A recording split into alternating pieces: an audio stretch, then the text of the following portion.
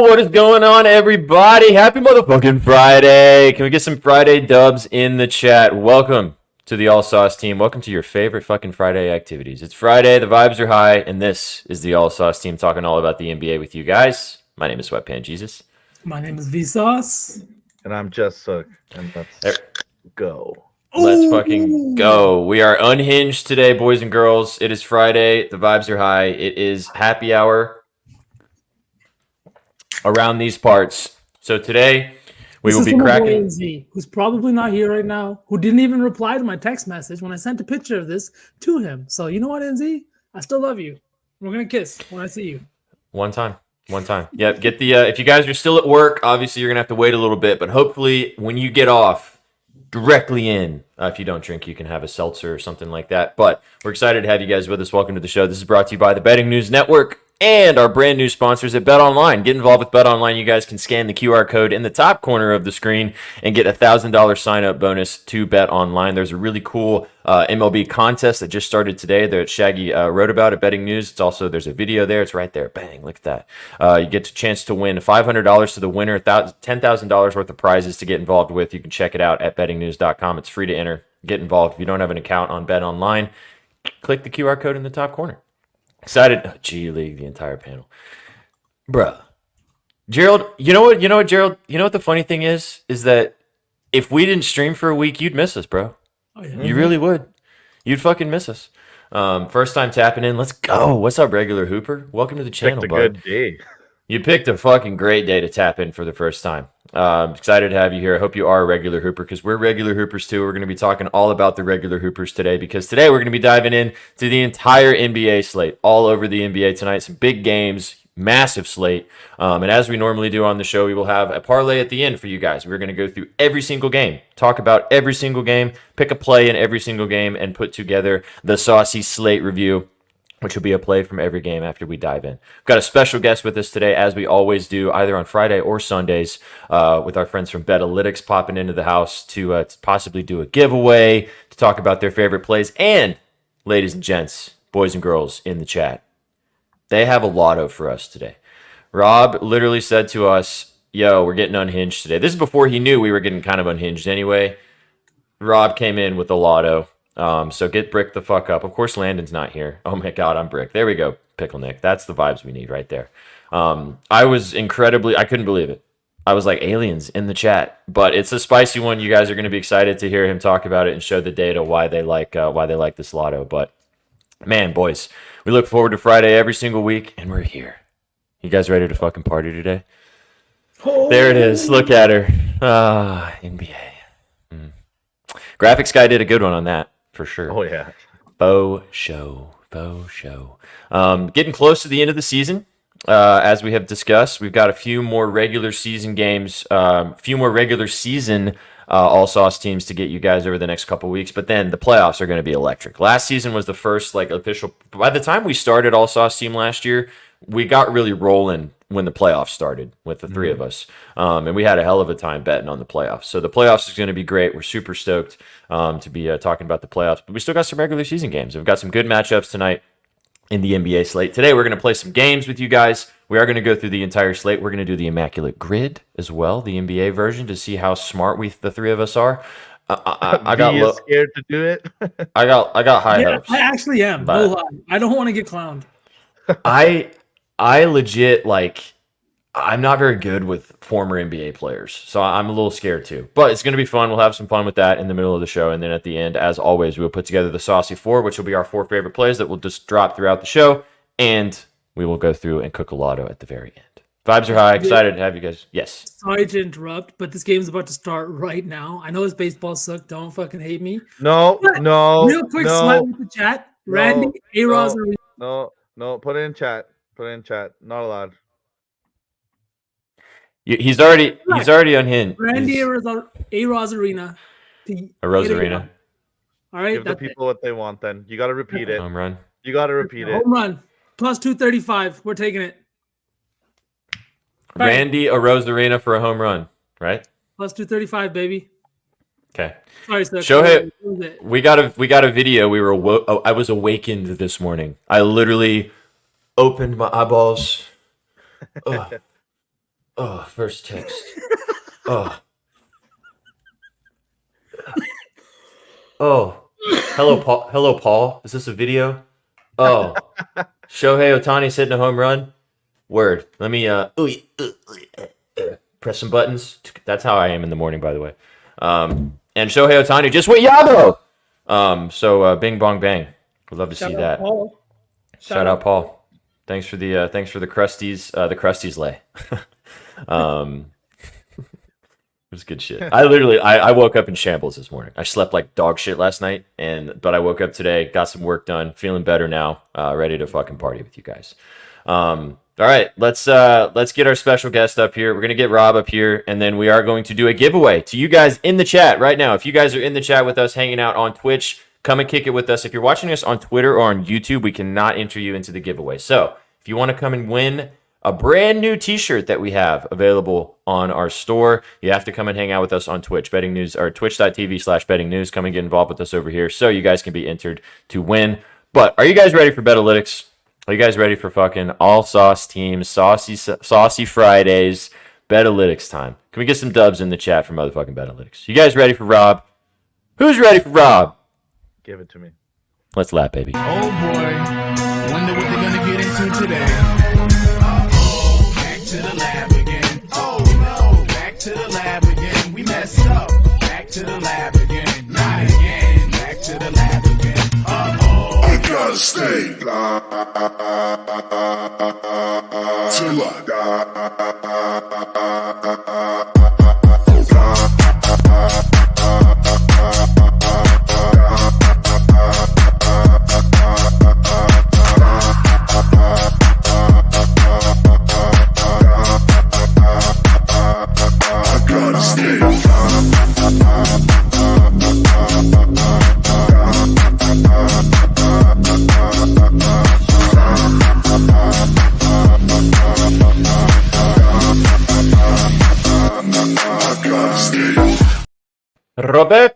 Roberto. What's going on, dude? How you doing? Bing bong. There it is. Happy Chin Friday, chin, baby. boys. What are we drinking? Friday, Rob. What are you drinking? Yeah. I'm a gin guy, so I Let's go. got my gin, little ton, splash of cran, gin and juice, baby. Oh, I do. I Gin love you, and Rob. juice. I knew you would get along with us great, like Yeah. from way before, but every single week, I just find more reasons that we would absolutely vibe out. Can't wait till we all link up finally. We'll have to More and do, more vibes. We'll have to all link up, do an in-person sauce team, and get really sauced up. Oh yeah. Oh, dude, absolutely. Excited to have you here. This is Rob from Betalytics. If you guys have not gotten involved with Betalytics.com, is a data-driven tool to help you guys take the best bets every single day. Rob is going to give you guys a sneak peek on how he uses it every single day. And as I said, he's going to give you guys a couple straight bets because that's what the data supports. But today, we've got a lotto for the vibes from Mr. Rob from Betalytics, which he's going to go through in just a few minutes. But before we dive into the data, we are going to do a giveaway because your boy hit 6,000 followers on Twitter, which I was so thank you guys so much. I had a pretty nice following on my original Twitter account over a year ago, and then got banned. Rest in peace, sweatpants, Jesus. So I had to build my new account from scratch, and we hit 6K, baby. We also have a brand new shirt in honor of that. What would SPJ do? WWJPD. If you know, you know. Got that put together. It is on our store. You guys can go check it out at bettingnews.com/store. You guys can cop yourselves one. But one of you lucky guys in the chat for getting me to 6K is going to win one of these shirts right now. So, Master Sauce, are you ready to bring up the wheel to see who we got in the chat to win this bad boy right here? Do I have a picture of it? Do I have one available? List one time. I do, actually. One time for the one time. As I said, join us on Twitch if you're not already. That is how you get a chance to win the t-shirt right now. I'm going to bring up a picture for you guys so you guys can have a little gander at the t-shirt right here. Oh, look at this. Regular Hoopers chilling. Let's get it. There you go. Bing bong. That is the back of the t-shirt. So that's what your back will be looking like. There's a what would SPJ do, baby. All right. Look at all you guys in the chat. Let's go, chat. Oh. Let's go, chat. Who's winning the tee? Who's winning a motherfucking t-shirt?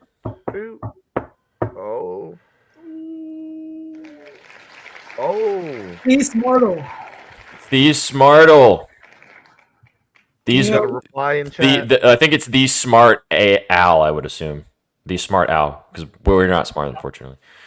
Send it. There it is. Bang. go. There we go. The smart owl. Bing bong. Congratulations, the smart owl. Thank you for tapping in today, man. Give us a follow if you're not already on here on Twitch. Yep. Bang bang. Cheers. Let's get it. Please give me drop me a DM at sweatpantjesus or send me a comment if you cannot send me a DM, and I will get in touch with you and figure out a way to get your t-shirt sent to you. Appreciate you, dude. Thank you so much for the support and the love. Appreciate all of you guys. Go check out our store anyway. You guys can cop yourselves one of those bad boys if you'd like. And we also have a lot of other really cool stuff like our Sauce Team sweatshirt and a lot of other cool swag. Get involved. bettingnews.com. Yeah, and peep the scribs. Get a little bit of everything. I heard we'd love tequila to see it. tastes really good out of that mug.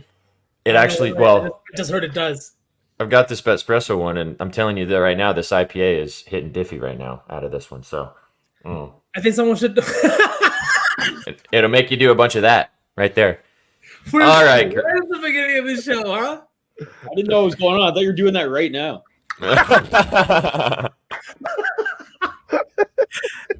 All right. I literally just had to mute every single group chat I'm in because apparently everybody else got the memo that it's fucking Vibey Friday, and every group chat that I'm in is deciding to text right now, and it's driving me fucking bonkers.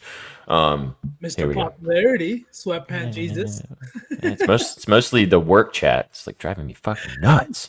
All right, boys and girls, that was fun. Appreciate you guys. Like I said, we also, if you're not following us at Your Betting News on Twitter, go right now. Follow us, please. We are literally less than 200 followers away from 10,000 followers. As soon as we hit 10K, I will do a 24-hour stream, whether you guys like it or not. I know that some of you guys are like, ew, no. But some of you guys are like, ew, yes, give it to me. It's you either way, though. It's you either way, but it's happening when we hit 10K. So get involved. Give us a follow on Twitter if you're not already, and you'll see my face for a solid 24 hours. If we do it by the end of Saturday, I will do it on Sunday. So I owe fam 2 Irish car bombs. yeah, that is Sook, how's that going? Tonight. That's incoming today. Tonight. When I'm me and V, who's leaking his sauce right now, you can see on his forehead. we're going out later, and we're gonna fulfill that promise of 2 Irish car bombs because Jordan Poole didn't score 30 last week. Yeah. Good stuff. It has taken you a week, but you've finally gotten there. I want excellent camera work on this. Excellent camera work to be done. Right, good stuff. All right, let's talk about some bets. Before we do that, though, we are going to play a little game, kind of about some bets. Sook, I'll let you kind of guide the ship here. We're going to talk about a few teams, and you guys are going to decide whether you would kill, whether you would bang-a-lang, or ghost these particular teams. A couple of younger squads. He's been waiting. All Southwest divisions, and honestly, a little nervous to play this game. I'm glad we picked a day that we're getting a little sauce, so we can actually have some fun with it.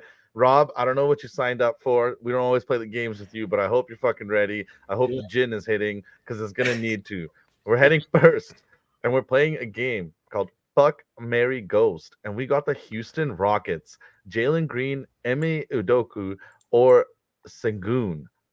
Marry, fuck, or ghost, boys. Where are we going with this? Who wants to go first? Who wants to expose themselves? Who wants to be the first guy to get nervous and say no homo? I'll go first. All right. Now, no homo. Right? What's the new thing? No Diddy? Is that what it is? Oh, right? is that really what it is now? Right? Is that what it is? No, I can't No keep track way. anymore. anyways, aside from all that, I think I'm gonna have to ghost Ime. That guy looks way too intense and way too crazy for my liking. You know what I mean? Like I'm out on Ime. I'm again no homo, but That's the I'm appropriate answer. fuck around with Sengun just because Jalen Green, he's got multiple kids and he's a good provider. So I'm marrying Jalen Green. So you know what I mean? Bruh. There you go. He's got multiple kids. He's a good provider. Who cares? Look at him hoop. Look at him earn that contract, right? I thought we were doing this in the fact of whether you would marry, fuck, or ghost the team.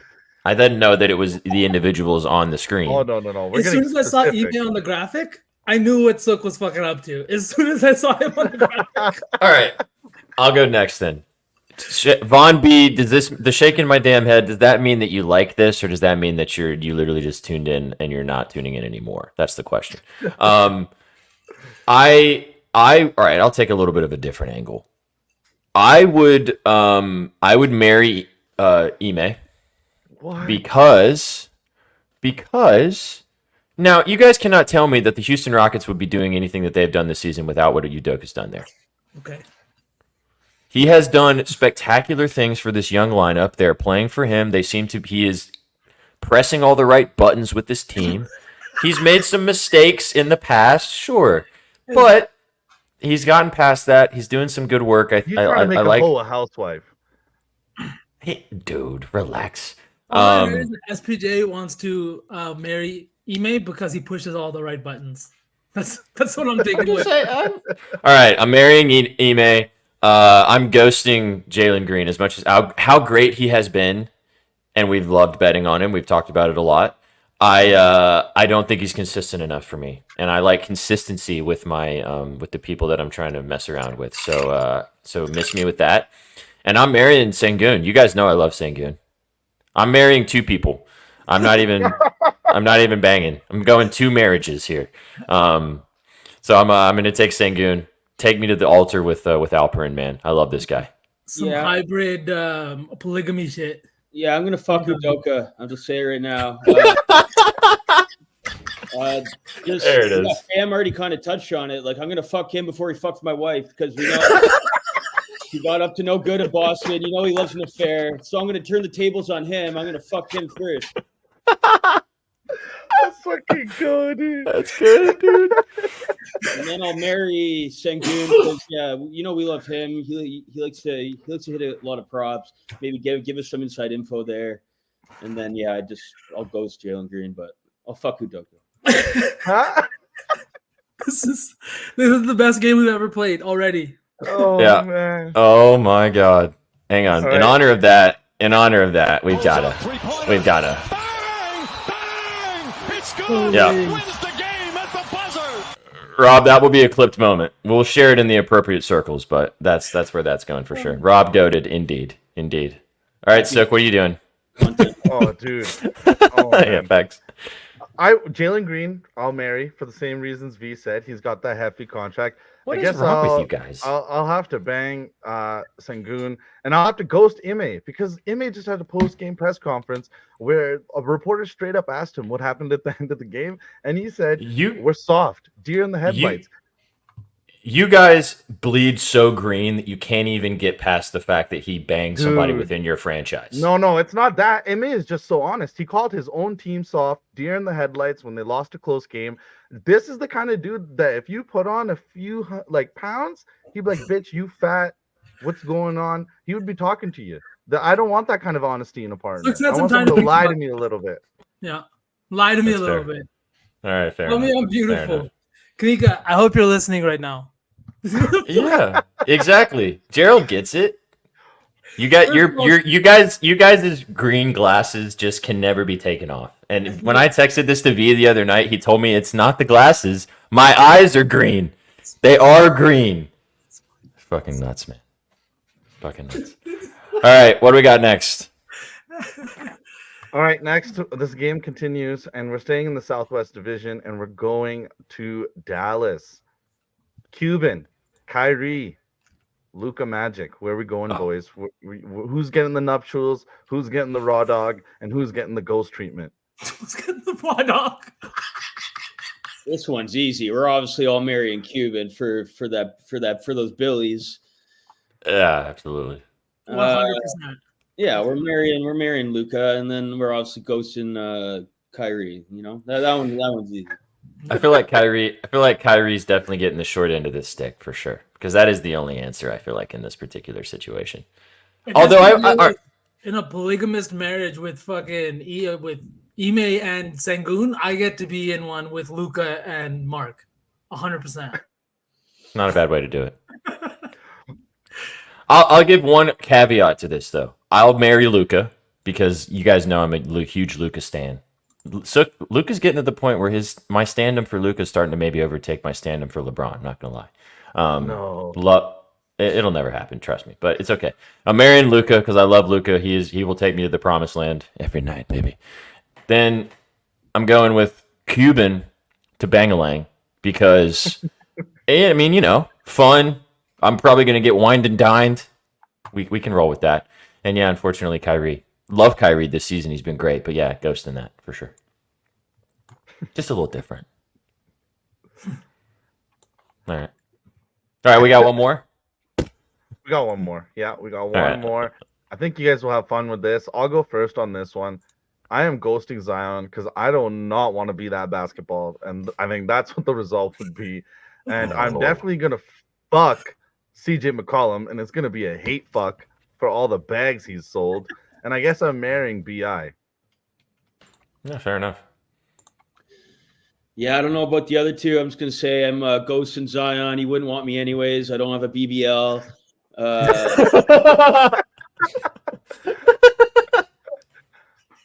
my god, that's great, dude. Your name's not Rob Mariah Mills. Not it. Oh my god. Fam still talking about Kyrie makes me think he actually has a crush on Kyrie. Fam, something you want to say? He did play for Cleveland. I know he gave you some good times. Have some highlights. Please do this, dude. Rob is always funny. You guys just don't get to see the side of Rob very often, but he is here to stay. I'll be back next week, folks. Absolutely. Ba-da-ba-ba-da-bum. Boop. All right, I'm marrying BI. I love BI. Fucking love BI. Give me BI. Ghosting the shit out of CJ. And yeah, I'll have some fun with Zion. What that mouth do? Oh. I'm kidding. I think for myself, I'm marrying Zion. You guys know I love Zion. I love Zion. You know what I mean? BI doesn't he? BI is definitely is definitely getting me for one night for sure. Me and BI, Okay. yeah, 100%. CJ can kick rocks, 100%. Fuck that guy, man. Fuck that guy. Yeah, see, Okay. Gerald gets it. Gerald gets He's it. kinky. Shaggy gets it too. Shaggy's like, what did I tune into today? What is happening? Welcome, buddy. Welcome. I think we can all agree that CJ's see ya. Adios. Ghosted. Way gone. All right. Good stuff. This is Shags, this is a new game. We need a full all sauce team show with Rob. I don't know if Rob wants to stay with us for the whole 2 hours, Austin. I don't know if he can commit to that. He's got a life and a daughter, and he's got things to do. But he's the guy. He's the man. You guys, I'm marrying CJ. Oh, okay. All right, Shags, you're marrying CJ. Who are you banging, and who are you fucking, and who are you getting? Who you ghosting? We need to know from Shaggy Best, the guy who doesn't know anything about. Did you guys see the noti? I did not, Shags. What was the noti today? I don't have the noties on for my own show. Start, bench, cut these guys on the screen. Go. Did you know we were playing this game? Oh my god. Wow. Chef is so mad at you. Vibes are so good right now, boys. Hi. We're in tune. Hi. Indeed. All right, that was a fun game to get the vibes rocking and rolling. But we've been talking for 24 minutes and we haven't talked about a single bet, which is per usual on this show. Pretty on now, pretty on brand, indeed. Pretty on brand. You had no clue. He had no idea. Wow. He literally had no clue. Wow. That's insane, Shags. That's whack. All right. That's how in sync we are here at Betting News. We don't even need to talk about some stuff. It's just straight in, man. Straight in. Mm-hmm. All right, Rob. You guys in the chat, as I said, Rob is going to give us a couple of plays from the BetOlytics dashboard. You guys can get involved with BetOlytics. He's going to show you exactly how it works and all the different things that you have on BetOlytics.com. You guys can get involved, and you get 30% off your subscription. It's just like a Netflix subscription. You get 30% off. You can use our promo code BNews to get involved with it. Luke is now doubtful. No.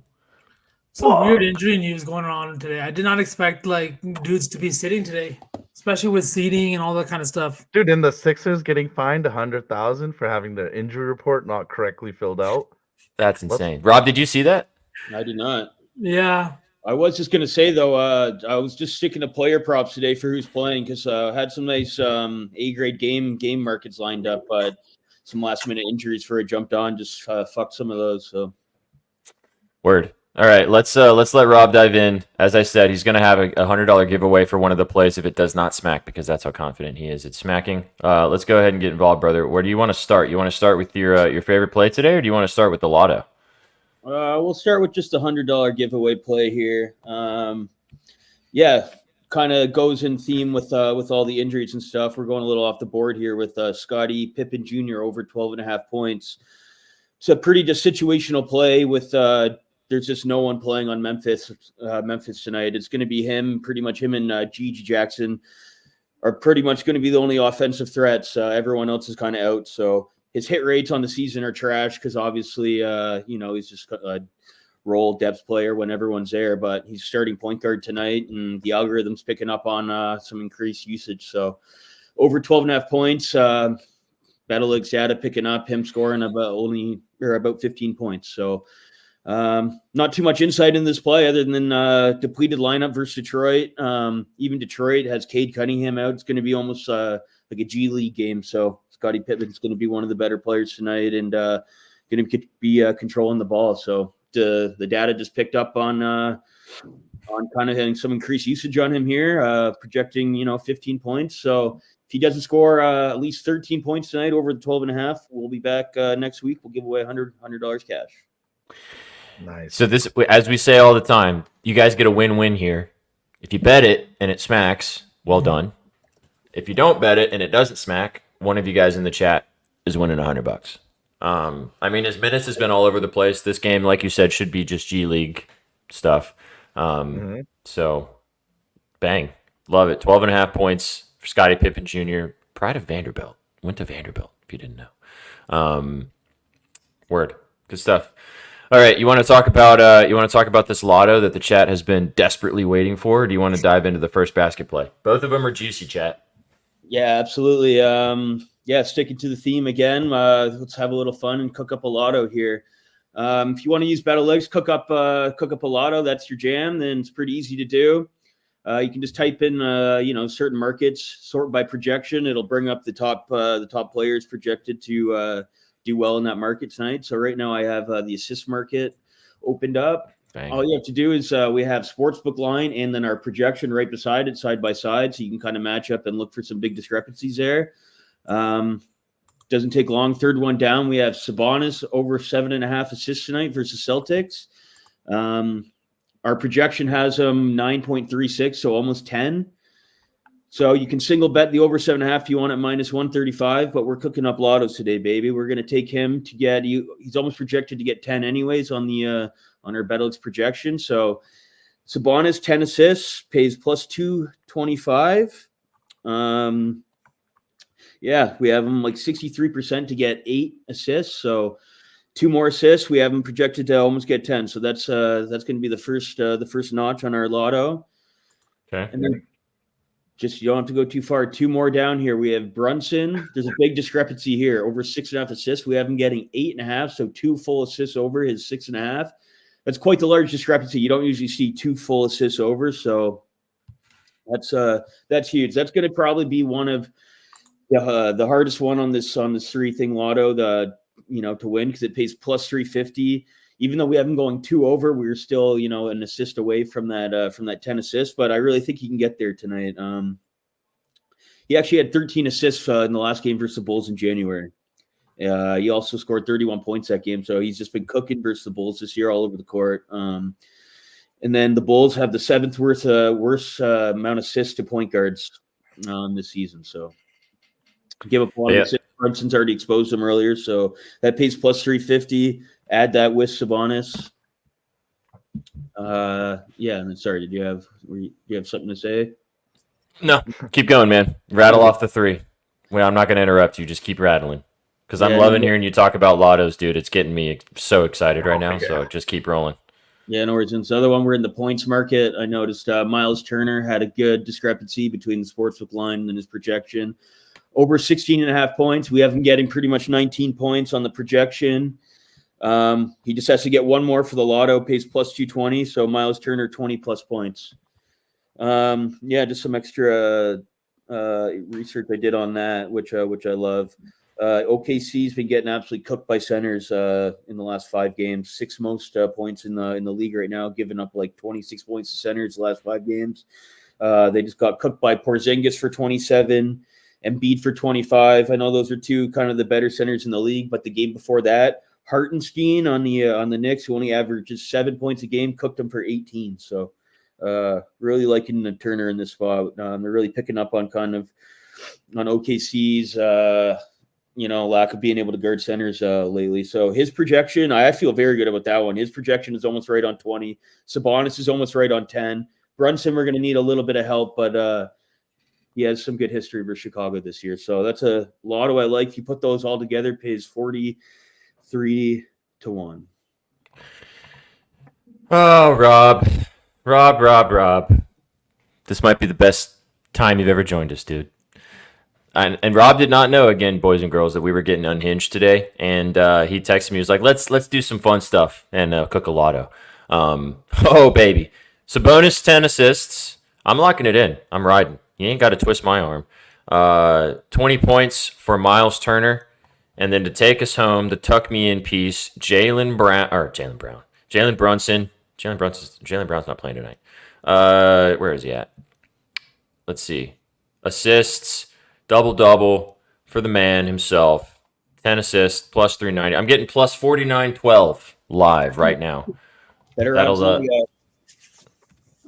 do the job. We're riding, baby. For the obligatory $5.69, as you do. Bang. Locking it in. Riding with BetOlytics on the lotto play. Chin, baby. That's the 3-legger that Rob put together by using the BetOlytics dashboard. As you guys can see, he kind of did a good job of showing you guys that, some of these guys, we talk about it a lot on the show. We're going to talk about it some more. If you like a guy at a particular line and you think he's going to go a little over, hey, just ladder it, baby. And if you're getting real frisky, just put them together and parlay them and put a cup of coffee on it. If you go on the BetOlytics dashboards, the data will tell you when a guy's really set to exceed his line. So, bang.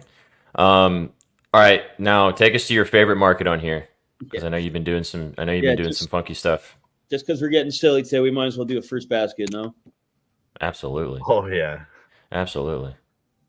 And it's already a guy we bet on just now. Yeah, so we always we're already expecting Jalen Brunson to cook tonight, so why not start the game off with a basket?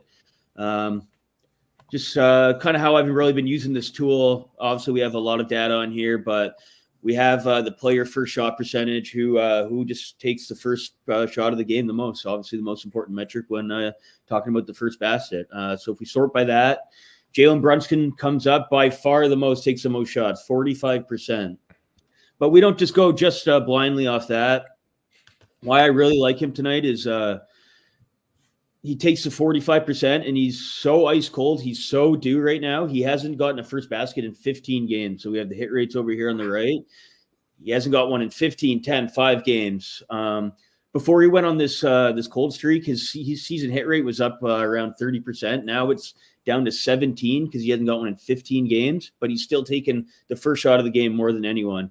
Basically, he is so due. It's not even funny. If he doesn't end up getting it tonight, I'm going back to next game and the game after until he does it. Pays plus 550, so we can't chase him for too long, but I think he's due. I think he's getting it tonight. You just convinced me, dude. Literally. I'm locking it in right now. I'm so quiet. I was literally finding the play right now to lock it in. I'm writing. It makes sense. Like you said, he's just not hitting the shot, but he's still getting the shots, which is what you want. You just want the guy to take the shot. And if the Knicks win the tip, he's probably going to be the guy to take the shot. Yeah. The first basket parlay, it's plus 5, or first basket play, guys, plus 550. So sprinkle on it. But hey, man, fun times.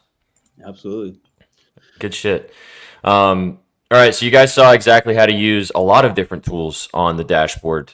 Something a little bit more fun, too, which you can see kind of like some spots that you can identify where you can ladder particular plays if you guys like betting a little bit more lotto-type stuff. There's a question from Crazy Pellet. Maybe check that out on the dashboard. Do you like Porzingis or Tatum? You can get a question from the chat. For points?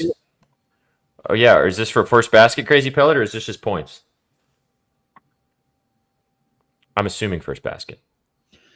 Yeah, so the good thing about the Celtics, they win. So we also have team jump ball. So who wins the jump?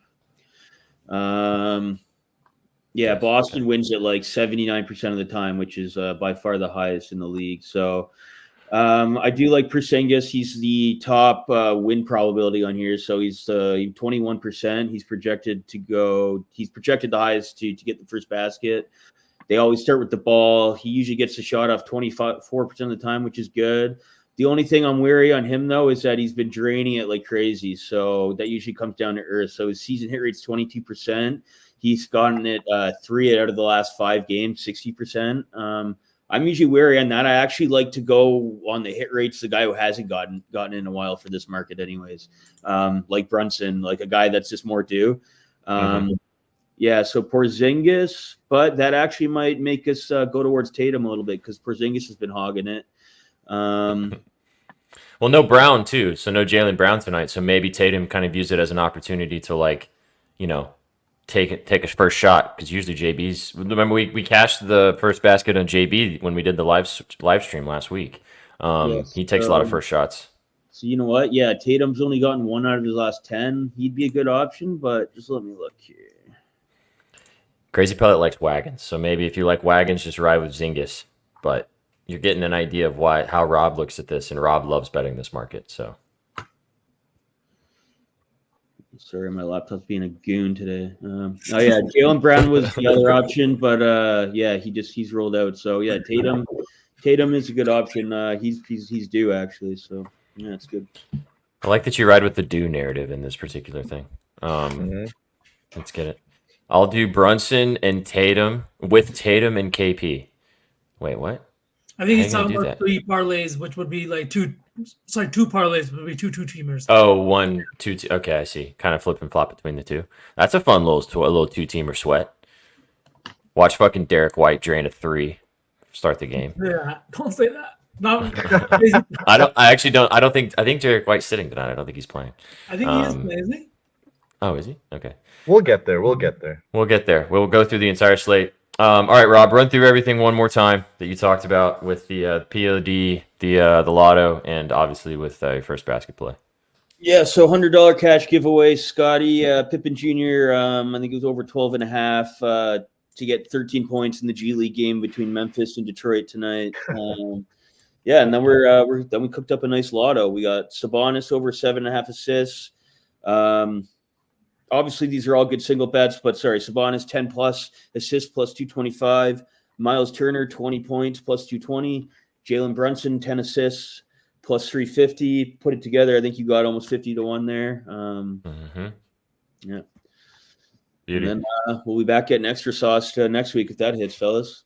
Oh, dude, if this smacks, Rob, next week even more unhinged. We're going to be so unhinged, the door's not even in the same fucking house. That's how unhinged we're going to be.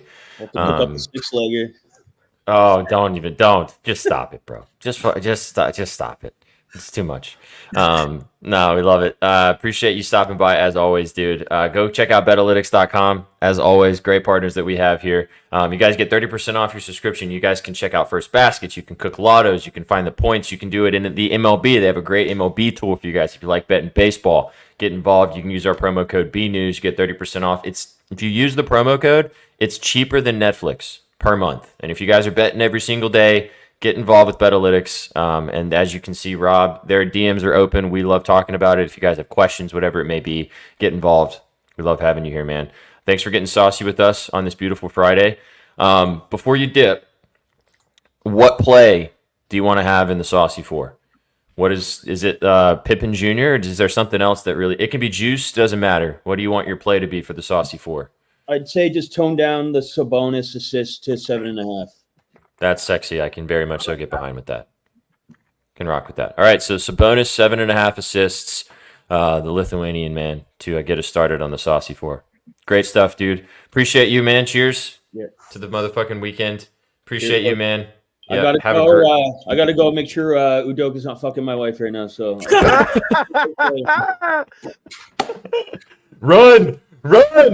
Run! Rob is the Goated. fucking best. Man. Fucking goated, Fucking dude. best. Wow. Mic drop. Holy mother of God. Oh man, he just That's dipped insane. on that. Wow. That's Absolute insane. legend, dude. Absolute legend. How are we gonna Uh, follow that, boys? yeah, that's it. Appreciate you guys stopping by for the show today. I'm just kidding. Rob will be back next week, and until then, Yeah. this was the All Sauce team. See you later. Imagine. I bet you people would tune out, honestly. What do you mean? But no, Landon already tuned out. Landon's already gone. he's no longer paying attention. All right, now we get to the nitty gritty. I'm honestly low key so glad he wasn't like, yeah, I want to ride with Scottie Pippen Jr. I would have literally thrown up pressing that parlay button, dude. But he's probably smacking. He's probably getting 15 points in that G League game. But I feel much better riding with bonus against the Celtics tonight. I was gonna crack a joke. I was gonna say, well, betting Scottie Pippen in 2024. What? No, but Wait. that's low hanging fruit, and I just took it anyways. I like the look. I do listen to 104.5 The Zone occasionally, Crazy Pellet. I do indeed. We are better though. Nashville thing. Yeah, it's a Nashville. It's like the flagship radio station for the Titans and the Predators, and it's like the main sports station here in Nashville. Quick question: what is media like in Nashville? Like, is it as unhinged as it is in other cities? Like, or No, is it like no? it's pretty white bread. That's good. I mean, It's pretty white maybe bread. That's good. I like the Buck Rising show, which is a guy who you won Black Keys tickets. Let's go, dude! Bang! Congratulations, man.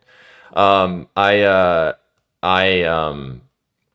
like the Buck Rising show, which is a like a talk. I don't listen to it that much, but I do like that. But okay, let's cook.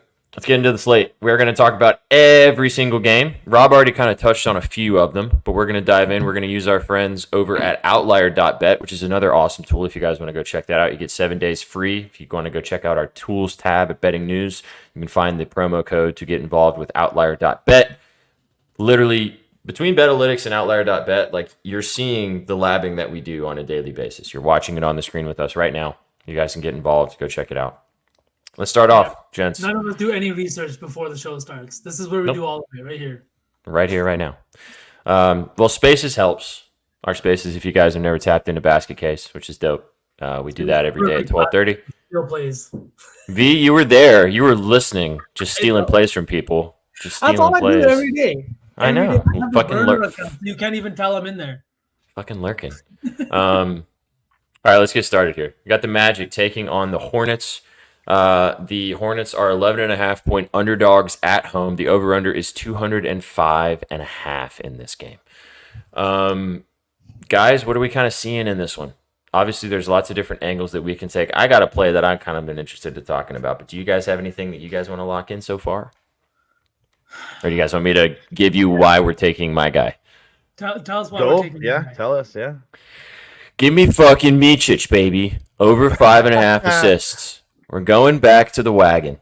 I don't know why it's 5.5. It's probably because he's coming back from injury. The Magic are one of the best defensive teams in the entire league, as you can see on the right. They're the number one team against assists allowed. But I don't know if they're going to take this game 100% seriously.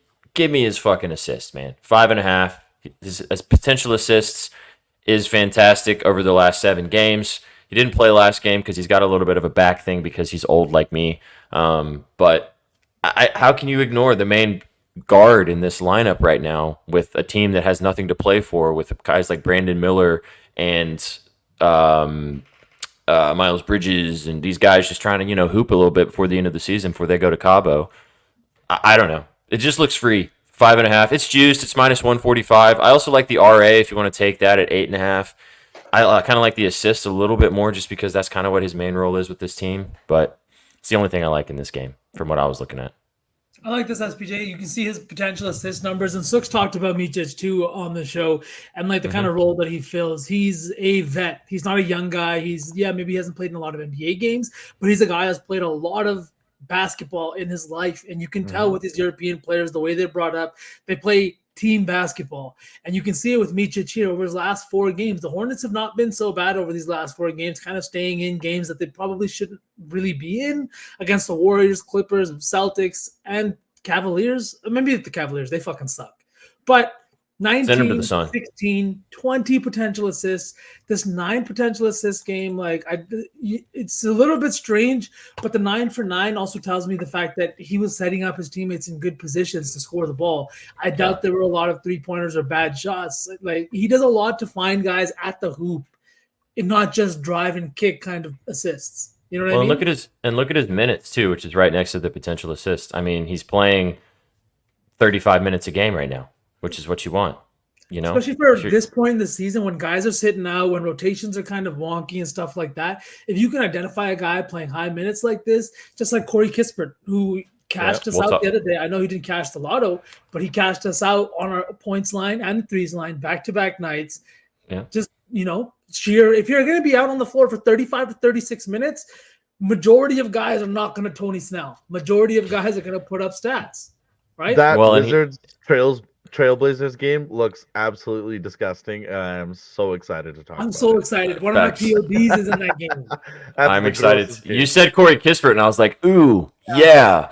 You guys hear who I'm going to talk about in that game? You guys are going to all vomit. But okay. Focus. The focus, though. Are we taking Micic? Or you got us unhinged to start, bro. Don't tell me to focus. I've had 2 of these bad boys. What are you talking about? You're doing great. You're doing great. Banchero. Let's just take Micic. If you guys like something else in this game, we can discuss it shortly. But I mean, let's just take it. Like he's playing high minutes. The only way this doesn't hit is if the Charlotte just lays an absolute egg and gets fucking blown out. It's a 12.5 point spread, so they could, but they got nothing to play for. I think they maybe hang around in this one. Like you said, they've been playing some good teams recently, V, and they've been keeping it relatively close. Their coach even announced that he's stepping down. This is like a straight poverty franchise, but Micic is a good player, so I love just taking that 5.5. That line is super low. Betalytics thinks he gets 7 tonight. I'm not even gonna lie, dude. Like the Hornets haven't covered the spread a lot in their last few games, but the Magic are not a team that is blowing out the other squad by any means, especially on the road. We've talked about it before. They average less than 110 points per game on the road. Their offense struggles both shooting percentage wise with turnovers, and their role guys like Wendell Carter, guys like Anthony Black, dudes like not Franz Wagner, sorry, Moritz Wagner. They kind of struggle on the road, and because of that, the offense struggled. Sorry? Say Maurice? Moritz. But yeah, I didn't say Moritz. SPJ, with your German knowledge, well, how would you say it in a thick German accent? Moritz. Moritz. Wagner. I say Wagner too then. Wagner. Moritz Wagner.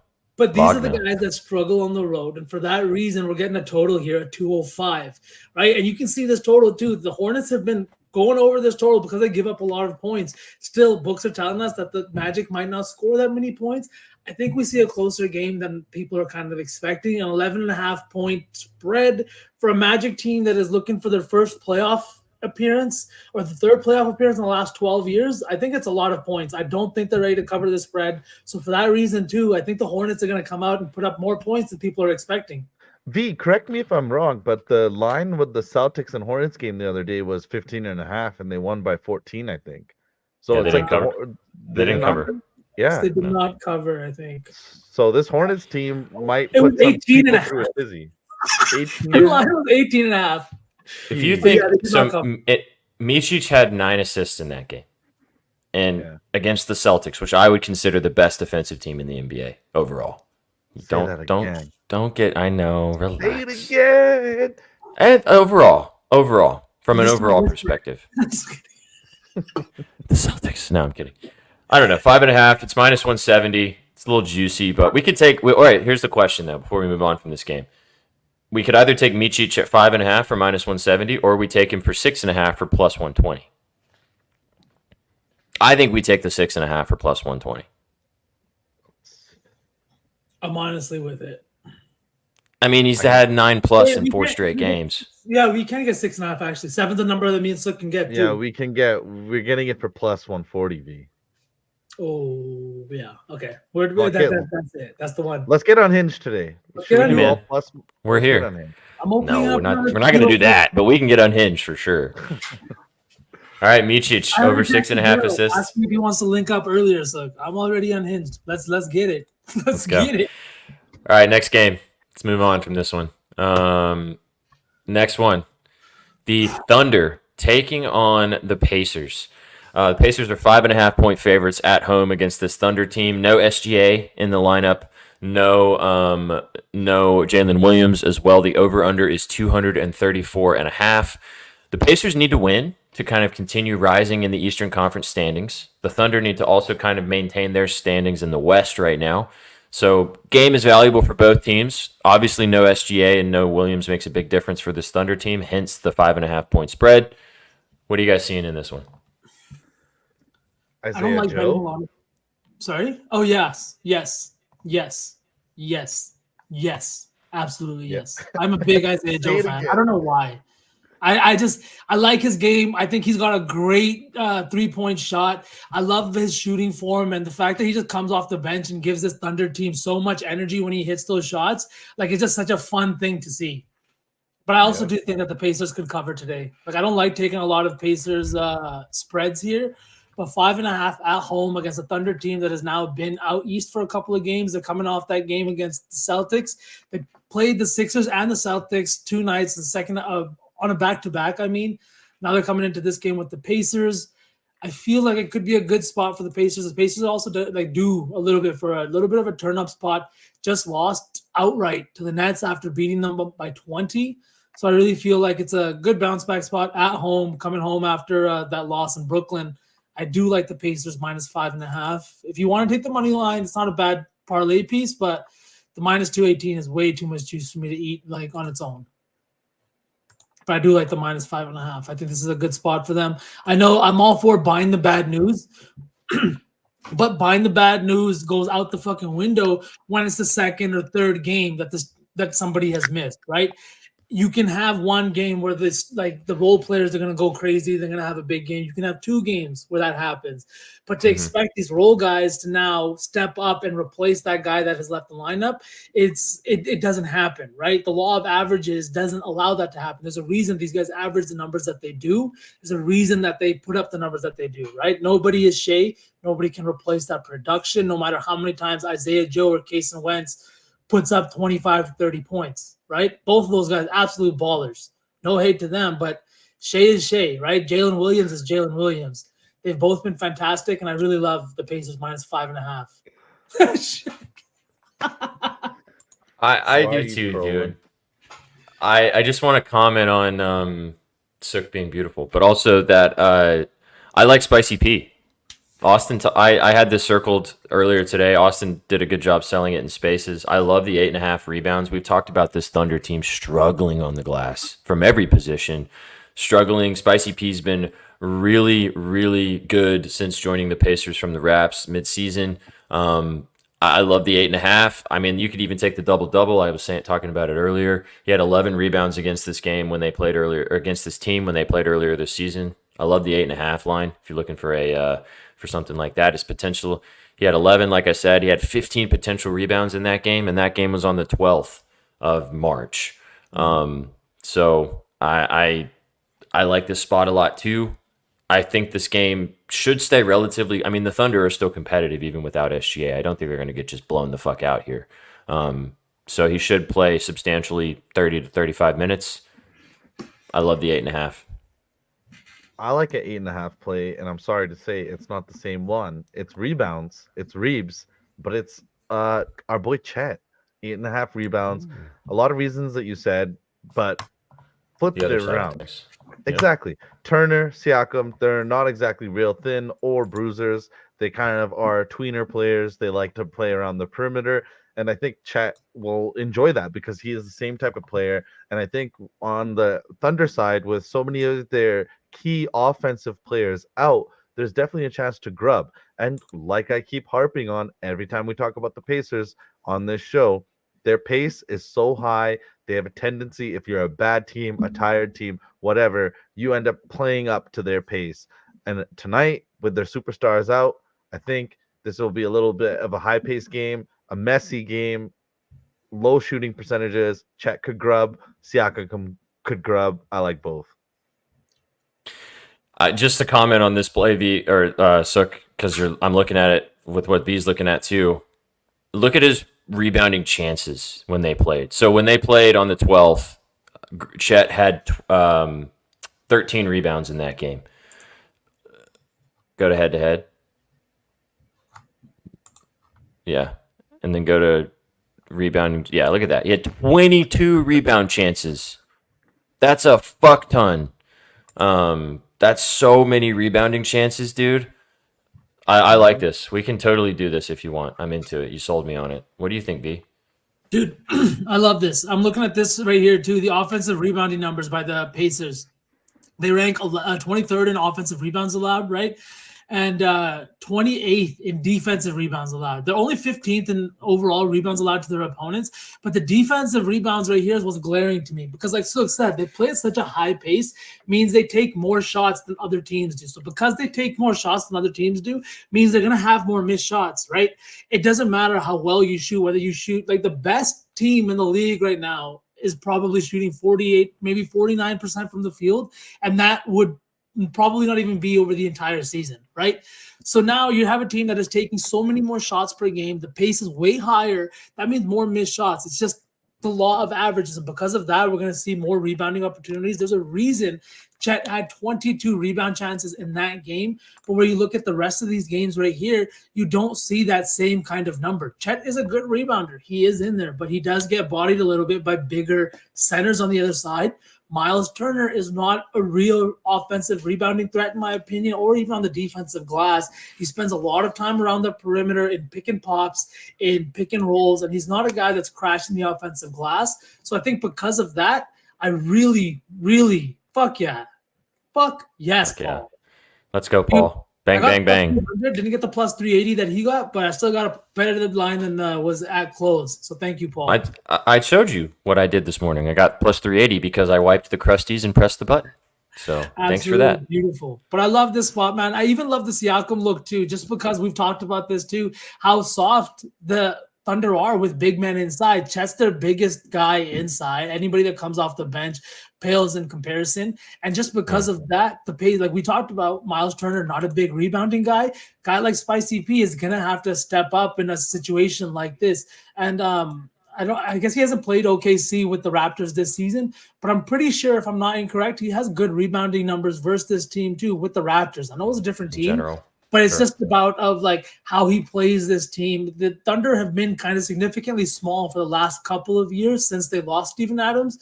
So I like this spot here. I think that's both of these guys could grab. Honestly, I think a little double parlay for Siakam and Chet could be something a little cheeky and fun just for this game. Like, you know, not to getting horny. You know, like I am you getting said, horny. like V said, or like Sook said, to kind of after I talked about Siakam, you can apply the same logic to them and just flip it to the other team. It's basically the exact same conversation. It's just flip-flop the other direction. Now, what I want to do, boys, is take what Sook said in the beginning, and what we're going to do is we're going to identify our favorite prop or play in the game, and we're going to juice it. Every single prop's going to be plus money today in honor of us getting saucy. Okay. We're taking Chet for 10-plus rebounds, plus 125. Let's go. I'm with it. I have... It's got to be better value, no?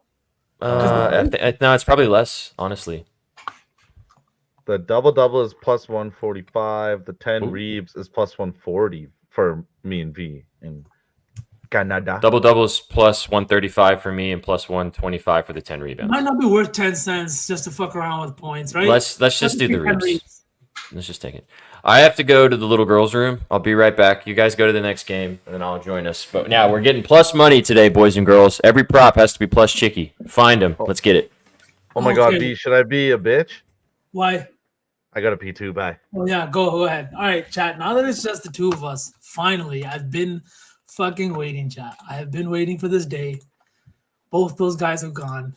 Now we can get nice and intimate and talk about my favorite play today.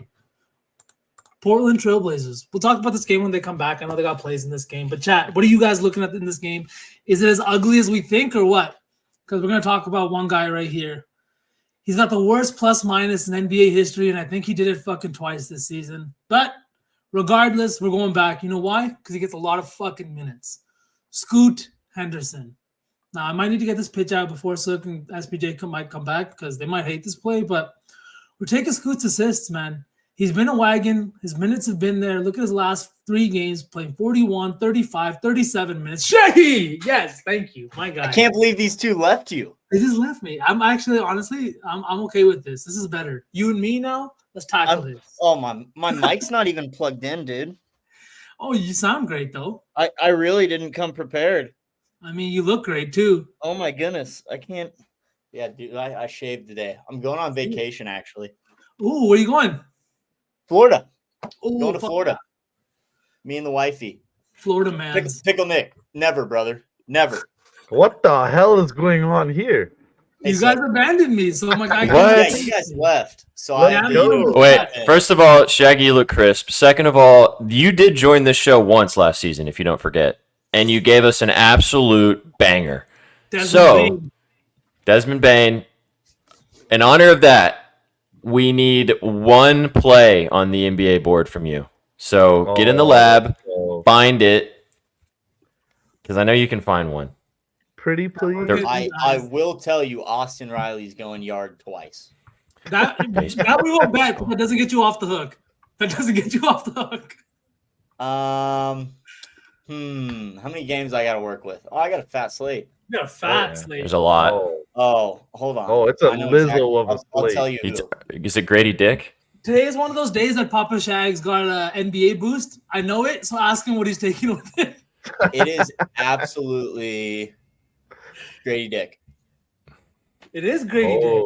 Grady Dick over 1.5 threes. Oh, I love that. It's the game. juicy. It's Doesn't matter. juicy. He's hitting 5 of his last 10, but he's had 3+ in 3 of those games. In 2 games against Milwaukee, he has only hit 1 3 both times, but he shot 8 and 6 in those games. So the volume is clearly there. He had 2 really bad shooting nights against the Bucks, but the volume's there. That was back in November. I think he'll turn it around. And you guys put me on the spot, so I'm gonna go to Grady Dick. Why not? Kansas I love State, that. Kansas. Oh, Legend. it's kind of still there, dude. It's like a little trim. Okay, so just All right, talk about Grady Dick. He's averaging 38% from 3 on the road versus 34% at home. He's also averaging more minutes over in the month of March because he's seeing way more minutes over the last. He's playing 30 minutes per game in the month of March, 33 minutes in 2 games in April. The volume is way higher, shooting almost 6 3-point attempts per game. Been kind of bad from 3-point range over the last month, but he's really due for some positive regression. And against the Bucks backcourt, I fucking love this spot. They're terrible against the 3, terrible against guards, just terrible all around. And if it's a blowout, he's still gonna play. He's still gonna play. It's Grady Dick. All right, Shags. 3. All right, that's Shaggy's POD, Grady Dick, over 1.5 threes. BOD out of everything. I'm just going to say, if you do want to get spicy, 1.5, it's a little juicy. We know he's going to bang out 3+ for the kiddo. Is not even listed, so never mind. I'm out. At plus 185. Plus 185, they got it? Okay. On the green book. All right. See, I'm not seeing it on the blue book, so you know what that means. He's hitting 4 of them. Oh, he's hitting 4. Oh, baby. Ah. Oh, baby. All right, and Shags. Austin Riley's going yard twice. All right. That's all I got, guys. Love you, Shaggy. Thanks for popping in, homie. Have a good show. Have a great- See you tomorrow. See you in the morning. Fresh. Peace. So fresh. Fucking awesome. So What a fresh. goat. What a goat. We haven't had a Shaggy All-Sauce team bang since last season. That was lovely. Absolutely lovely. My POD is in this game. That was perfect, actually, because I started talking about this game without you guys, and I probably should have waited. So Shaggy popping How in. And dare you? I know. I was like, as soon as you guys left, I told Chad, I was like, fuck these guys. Honestly, we're better off without them. I heard you because I kept my headphones on. So I know what you said. All right. With your Let me chest. talk about my play first. Since Okay. we were in the middle of it, chat, me and you, nice and intimate. Let's get it. We're taking Scoot Henderson. the owner of the worst plus minus in NBA history.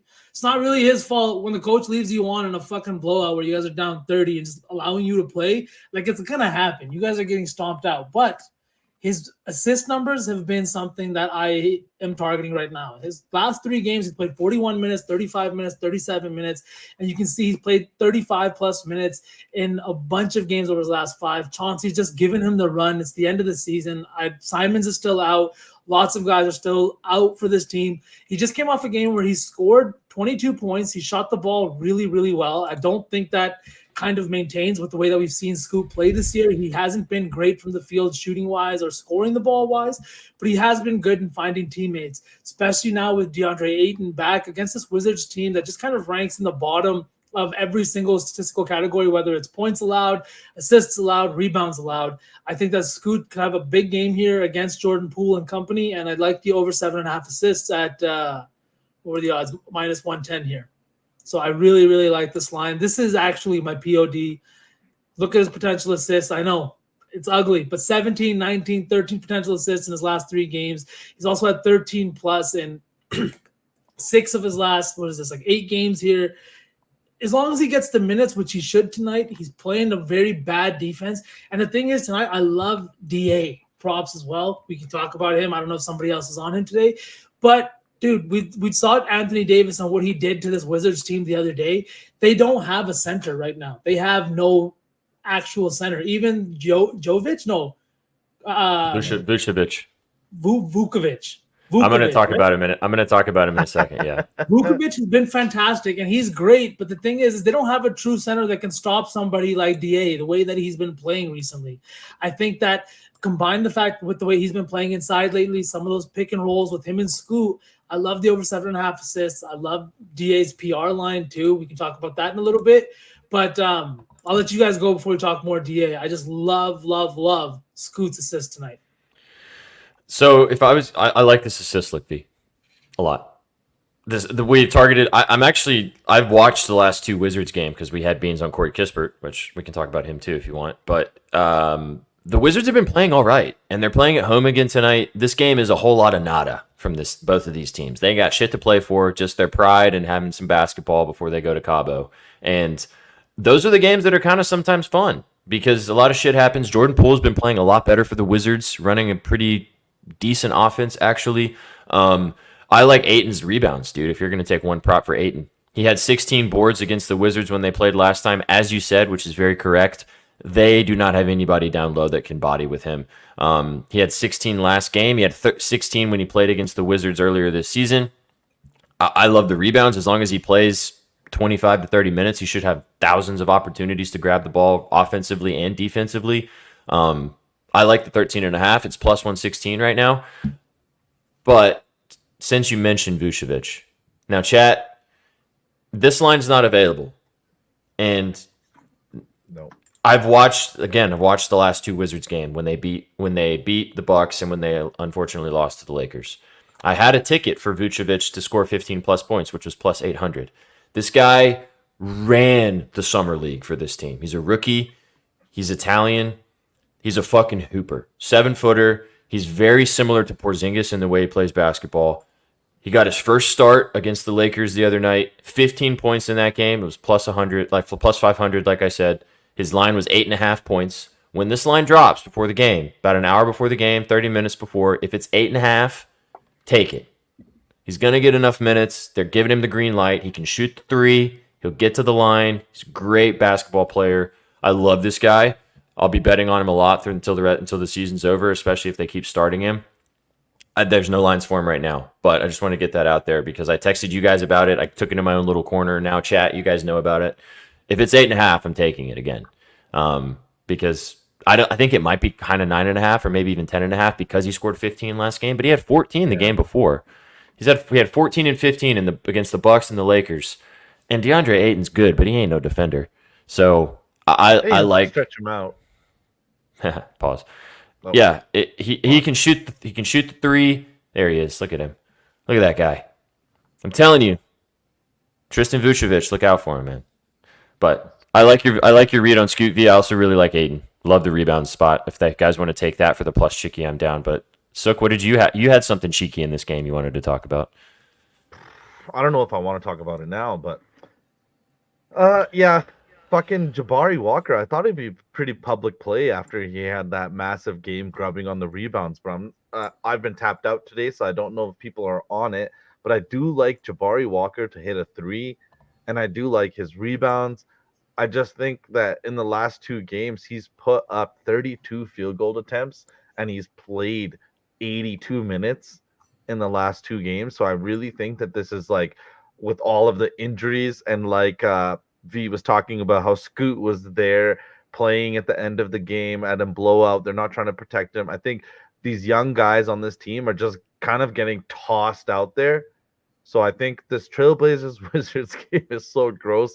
But weird things like these, I think some of these young guys on this Trailblazers team can be targeted for player props.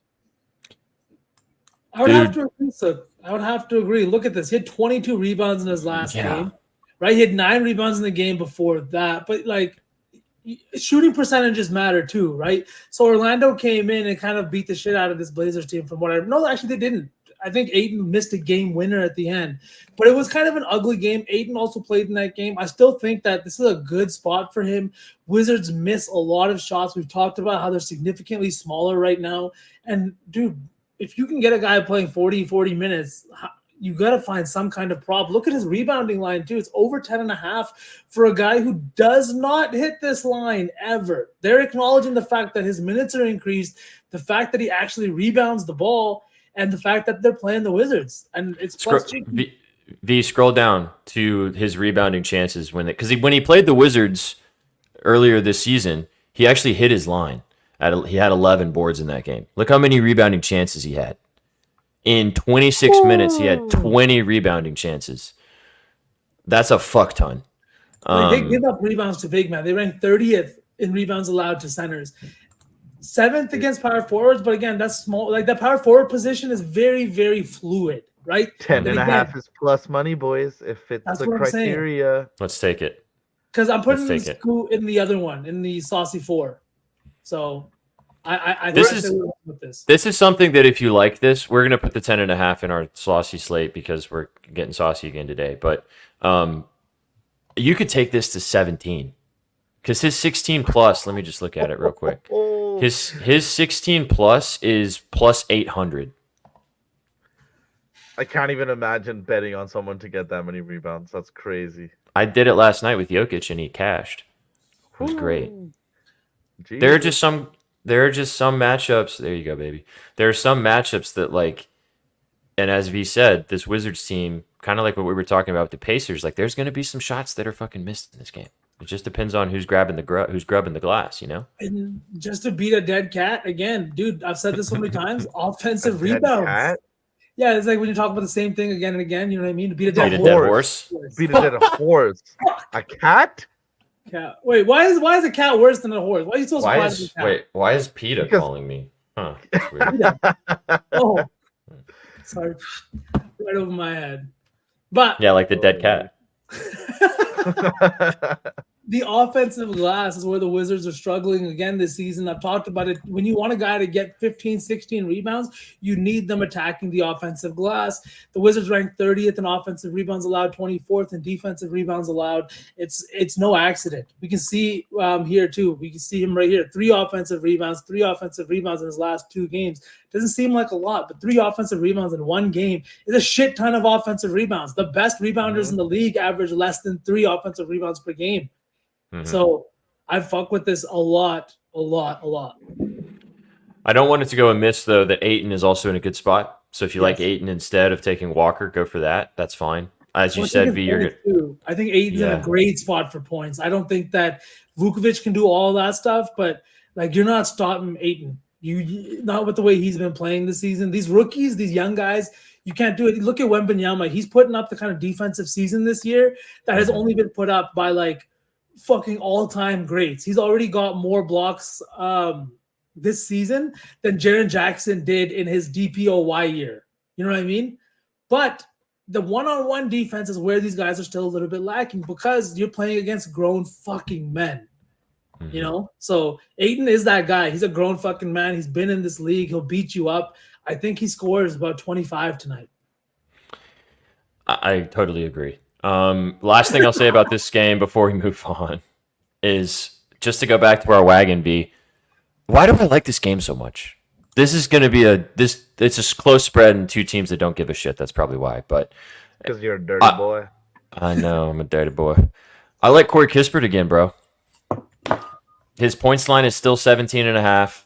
His threes is still 2.5. It's juiced, but the guy's volume is just off the fucking charts, man. He's been shooting like crazy. He's been playing substantial minutes. As I told you guys, I've been watching this team because I've been betting on it, and he's been playing like crazy. He's been shooting a lot. His threes last game was not as high volume as it was previously, but man, it's just hard to ignore the guys that are shooting this much and playing this much. Like you said, it's a good point. Yep. So I like his points or his threes if you want to dabble with Corey Kispert as well. I agree. And the thing is about last game was Kuzma playing today? No, he's out. He's out. Yeah. So Kuzma. Well, I don't see lines for him, so I'm assuming he's questionable. But like Kuzma came back for that LA game, which makes sense, you know, narrative and everything like that. You want to play against your former team. But that was another reason that Kispert's volume went down a little bit, but he also played 35 minutes, which is the lowest he's played like in his last 6 games. And the reason being is because he picked up 4 fouls. They were early fouls, so he sat a little bit more than he would have. Again, finishing the second half, finishing the game, things like that. But it was early on in the game where he lost out on like 4 or 5 minutes that he normally would have gotten in a very close game that they played with the Lakers. I think it turned into a blowout at the end with the Lakers. They lost by like 12 or 13 or something. 12 or 13, yeah. I think it's a great spot for him again against another bad team. We talk about it. Certain teams don't get up to play bad teams, but bad teams get up to play against bad teams because there's only so many spots on the schedule where you can get a fucking win. And this is one of those spots for both of these teams where either team could come in tonight and win this game. Corey Kispert is out. Oh, sorry, excuse me. Kyle Kuzma is out for sure. Beauty. So Love this even more than. Exactly. I mean, the volume, like you said, the volume's still there. He only took 4 threes and hit 3 of them last game, but that's because of his line of a little bit lower minutes. I love this. I'll probably end up taking his points again, to be honest, just because I like taking him. He's playing Are a they lot. playing at home today? Yep, at home. Yeah, I like Jordan Poole. He's got a much better shooting percentage at home from 3. He's just been a lot better in the month of April and in the month of March here. Look at his 3-point percentage in the month of April. 2 games. I know it's a small sample size, but 46%, 41% in over 16 games in March. He's been an absolute baller. And I'm telling you, dude, green light. Yeah. Like this whole Wizards team right now is green light. Like they want to run. Their new coach I don't know the guy's name, but he has them fucking, you can hear him on the broadcast, run, go. Like they are running because they know that that's how Jordan Poole is best. If he's running, if they're going, if they're moving the ball, if they're getting things moving forward. And that leads to open shots. I kind of like Poole too, but we've talked about this game enough, guys. I think we should move on from this one. And for the but goodness real quick, one last thing. This is not bad. Sorry, V. One last thing on this. We were talking about pace, and fuck. Now I lost my thought. I was gonna say we talk about pace all the time, and we talk about playing fast. In the NBA, statistically, it says that the best shot you're gonna get is gonna be in the first 8 seconds. You talk about the Suns' offense with Mike D'Antoni was 7 seconds or less. In the first 8 seconds is your best opportunity for a high percentage field goal opportunity. After that, your percentages dwindle. So bad teams like to play fast because they have to capitalize on the defense being unset. That's why some teams that are good purposefully, like the Pacers, play at a high pace. Then there's some teams like the Wizards that are so bad they have to play fast to stay in games. Mm-hmm. Well, they're not going to also stop you defensively, so they have to try to just outscore you. Exactly. Yeah, I dig it. Like I said, I like this game. Good guys, good matchups, and weirdly, I like Denny too. With no Kuzma in the lineup, Denny's fucking eating. Rebounds, points. Yeah. His Reeves is 8.5. He should have hit last game, but then Kuzma decided to just be fucking Shaquille O'Neal on the glass. But with no Kuzma, I like Denny again too because he has to help down low because, like you said, they don't have a center. Why does this game scream same game parlay, man? It's so ugly. You know the ones that I've been sending you that have been getting really, really close that I'll cook up with my plums right before the game starts. This will be one of them. Yeah. Because there's going to be some wacky shit that happens in this game. Jordan Poole's going to hit 6 threes. Kispert's going to go for 25. Aiton's going to have 17 rebounds. You know, there's going to be some nutty things that go on in this game. And you're going to look over it because it's just the fucking Wizards and the Blazers. Okay, since we're talking about this game and being super unhinged about it, I do have a play in this game that I played. I didn't even put, you guys know my units are small, so I didn't even put a full unit on it. But Mr. Ashton Haggins for the Trailblazers, he is out of Kentucky. He's 24, so he's not the youngest kid. But I got him to score 15 points for plus 2,800. And I'm not saying I labbed this. I'm not saying shit about shit. I'm just saying I know kind of who the kid is, and I saw that they offered 15 points for plus 2,800, so I sprinkled it with $1. I mean, they have 10 plus for plus 550. I just wanted to bring it up so everybody knew. This guy doesn't even have a last 20 game log. No, he doesn't. But this is the point of the season with these bad teams that if you can identify guys that are going to get opportunity, like Vucevic, for example, this is the same logic. The lines are low, but randomly they get their chance, they get to shoot, they make some shots, and then it cashes with ease. I mean, skip tomorrow's coffee and put 350 on this. I'm doing that. His regular points line is 3.5. Yeah. 3.5. That's 2 buckets. My coffee place is bougie. I'm putting 5 on this. Yeah, there you go. See, that's -2. That's a donation. 569. Just hop into the 569 lab with me. When I open up a coffee shop and all the coffee is $5.69, I'm gonna do so much business. The SPJ Would you guys anywhere else? Would you guys go to the Betting News coffee shop and buy a cafe latte for $5.69? We'll give you a parlay that ain't hitting with each cup. Sure. All right, let's move on from this game. We spent a lot of time on this one, which I wasn't expecting, but hey ho, here we are. It's the Wizards. We always do. I know, but they're low key cash cows. Fuck yeah, I would, and twice on Sunday. Let's go, Rusty old man. Let's go. We love you, Rusty old man. Let's get it. All right, your C's taking on the Kings. Kings need to win. Celtics have, at this point, pretty much nothing to play for anymore. They're just waiting for the playoffs. Locked up the number 1 seed. Got their 60 wins. No JB tonight. Who else has been ruled out? Anybody else, boys? It's a 9.5 point spread against the Kings at home, which is kind of short for a home game, although the Kings are pretty good. Over under 226. You guys like your boys to get the job done? Probably. Oh, they're covering. Yeah, they're covering. Sook never says that, ever. I never ever say that. Sook never says that. I always say don't take that with the Celtics ever. They never cover. I just said it like half an hour ago. We didn't cover against the Hornets. This made me. But today we cover. This comment is all time in the chat.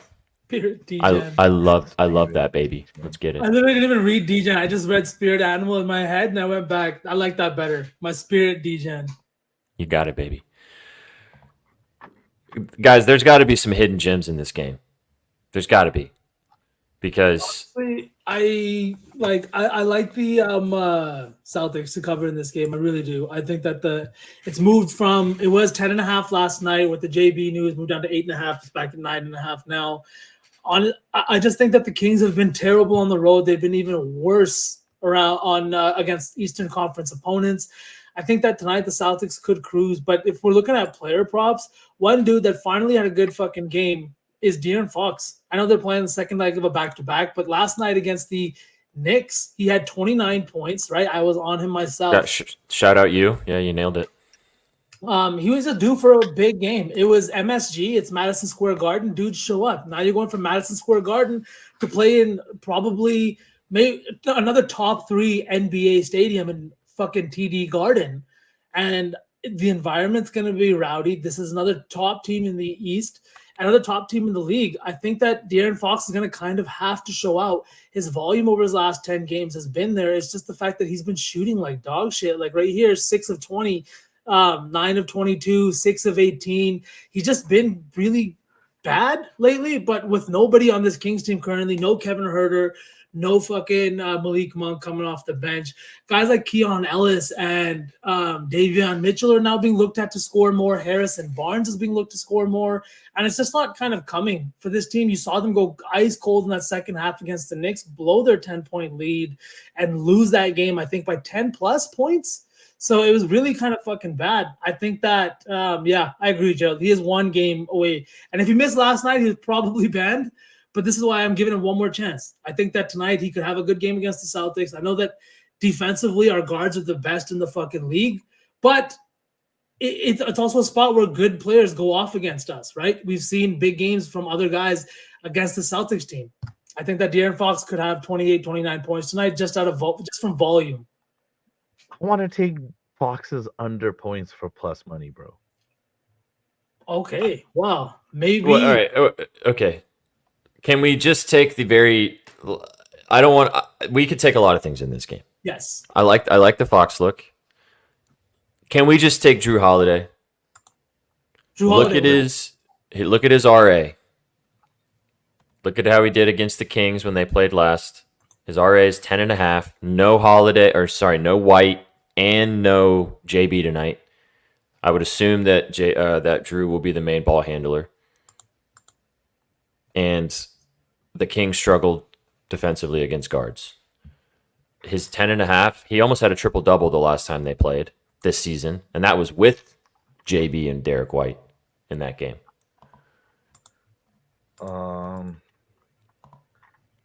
His rebounds is also 4.5. He had 8 against them when they played last time earlier this season on the 20th. It was in Sacramento, a little different. He's also hit that rebounding line in 4 straight games. Are we still doing this plus money thing? Because then we gotta take one of them. We could take his Reeves if you want. 7 Reeves plus 160. Mm-hmm. He had 8 against them last game. 12 rebounding chances. He's had 7+ in 5 of the 10 games without Derek White this season. No, wait, how many games did they play without Derek White this season? He had 10 assists last time they played as well. So he's played 5 games without Derek White, and he's had 9, 11, 6 rebounds, and then 4 and 1 in the last 2. But the last 2, he also played significantly lower minutes. I hate betting the Celtics, so I trust you guys. Whatever you want to take. What about KP? KP has been absolutely fantastic, right? He's against Sabonis. It's not like a mismatch, but he's a little bit, smaller. These European guys do show up against each other. What did KP have last time they played? He had 24 points in just 29 minutes. Shot 7 of 11. It's a back-to-back, though. How does he do on back-to-backs? Celtics didn't play last night. Oh, sorry. He did a really good game. I like the Zingis look. He's been fucking awesome. He also had 9 rebounds against this team last time. His line's 6.5. Why the fuck is his line 6.5? He doesn't rebound a lot, but he does have those games where he had a double-double last game. We could take his over 2.5 threes. It's plus 116. He hit 3. His thing is always volume, though. He's not going to shoot a fuck ton of them. You just got to hope he makes them. Kristaps 3 assists. He only had 2 when they played last game. He has hit in 3 straight. He hit in 3 straight, but before that, he missed in 6 straight. He also had 6 and 10 potential assists over his last 2, which is kind of not on brand for him. I think if we're gonna do something, we got to do something with. I prefer the Drew Holiday look. I like Zingis. We could take his boards, but I like Porzingis better to get 15 points, Richard. If I'm being honest, it's probably more juice than Sabonis, but I do like it better. We could all. I mean, because we're gonna we be gotta go riding from with the Plums.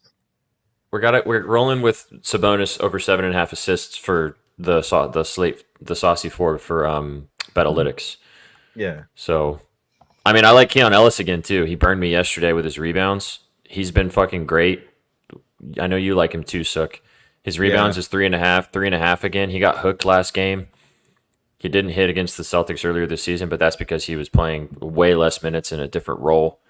I like his rebounds again. He also as fouled well. out last night. That was one of the reasons he didn't hit. Yeah, it was pain. But so I like that too. His RA is a nice look as well, over 5.5. He's hit that in 5 straight games. He had 4 assists. Oh, this is actually, I wanted to bring this up. He had 4 assists last night against the Kings, or excuse me, against the Knicks. He also had 4 assists when he played against the Celtics earlier this season. His line's 2.5. Sorry, his line's 1.5. He's had 7, 3, and 6 potential assists, had 5 potential assists, and 4 of his last 7. 3 assists is plus 165. I think this is the move, boys. 3 assists seems like, yeah. Especially, he should be playing high minutes. Like, he was playing high minutes. No Herter, Herter's no Monk. gone. It's completely different. Like, he broke into this role when Herter was and Monk were still healthy. Now Monk is done for the season, right? Yeah. I can't take that. So I know.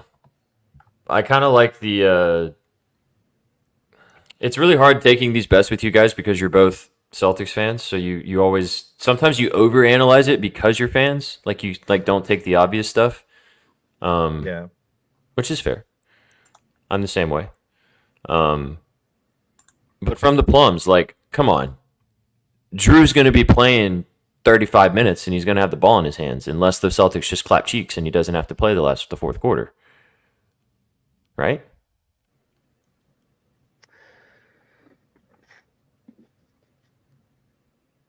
Oh. Am I back? Did we? Sorry, I Walmarted heavy you for a good? second. Yeah, I'm good. Yeah, now. you're back. You're back now. Zingis assists. Let's move. We can't take Zingis assists. We can't. Fucking hell.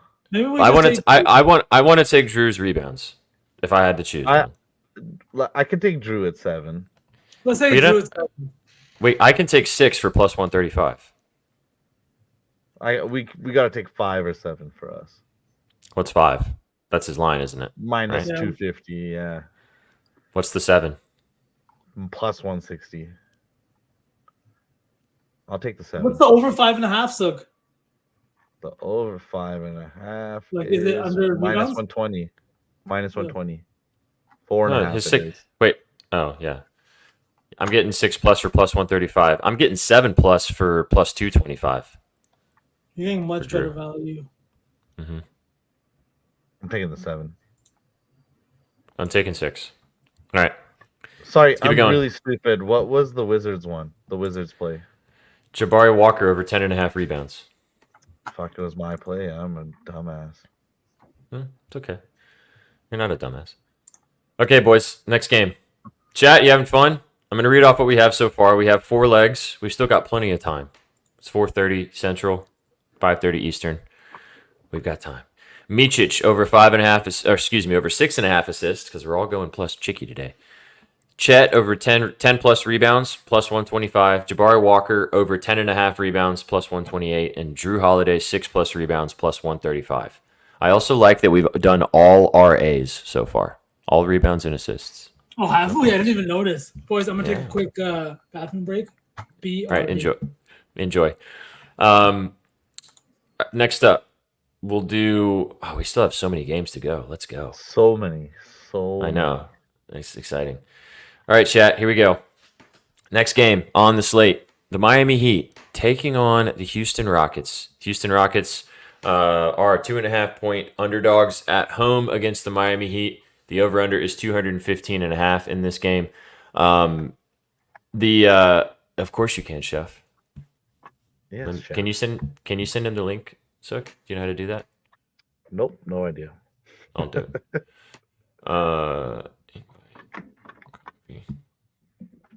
Drop it down low for you, Chef-Ree. Was there a specific play you had in this game at all? Because I kind of like Jabari Smith in this one. I have not looked at this one, so dive in because you can talk about it for a second while I'm sending the link to Chef. Yeah, so Jabari Smith in his last 10 is only averaging 6.5 rebounds, and he only had 6 rebounds last time he played Miami, and he played horribly. His rebounding line I'm seeing right now is still 9.5. So the books is kind of telling me that he's still gonna grub. And my gut feeling is that he's gonna have a good opportunity to rebound today because Bam is such a good defender. I think it could get messy. The like we were talking about before with Ime, the Rockets are coming off a bad loss. Ime kind of called his team out.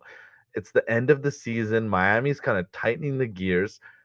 I think this is going to be a messy defensive game. It's two teams that don't really have a lot of offensive firepower outside of their few top guys like Hero, who's out, or Jalen Green and Sengun, who's out. So I think this is an interesting spot for us to play like a rebounding line or maybe a stock.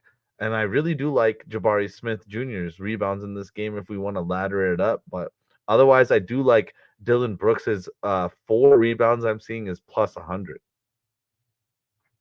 Yeah, like I said, I didn't like this game. Kind of just kind of skipped past it. It's not my favorite. Let's get Chef up here and see if Chef's got any thoughts. What's up, Chef T? How's it going, buddy? Yo, Chef. Hey, brother, how are you? 2 minutes. I wanted to come say hi. We're in the process of getting Naya her dinner, and I'm gonna take her out. It's beautiful. Yeah, the over under in the Cubs game 7.5. Are you kidding? Air. It's 7.5. Yeah, Yeah, air. absolute air. What's up, Austin? Absolute air. This week You got anything? a banger this weekend for the Cubs Doyers. But yeah, what are you guys talking about? Sorry. Well, we're talking about this Rockets Heat game right now. I didn't have a whole lot in this one. Sook was talking about Jabari Smith Jr. rebounds. We're trying to find a plus money prop in every game. That's the goal today. That's a great goal to have. We're doing all right so far. Here's what we have so far. Are you ready? Micic over 6.5 assists, which is now minus 102, boys. Fuck. Wow. Chet over 10.5 rebounds, plus 125. Jabari Walker over 10.5 rebounds, and Drew Holiday 6+ rebounds. Those are the 4 legs we have so far. Who's out on the Celtics? Anybody? JB, Derek White. JB and Derek White. Oh, Chef, I know you had Derek White in a flyer with Yeah. threes.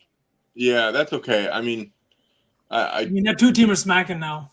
yeah, there you go. Yeah. Yeah, I mean, how does Drew do without against a second round defense who's really tired too? He had 11. He had a 10 assists and 8 rebounds the last time they played earlier this season. He almost had a triple double.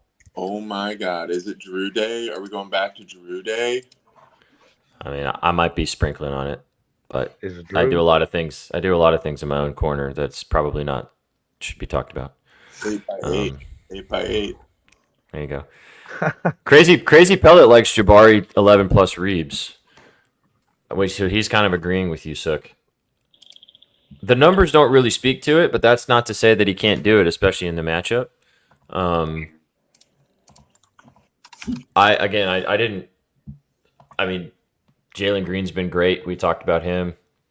We did play this game. We played the game with this team earlier, so I can't get that out of my head. Oh man, I wish Chef was here for that. Oh, What yeah. happened?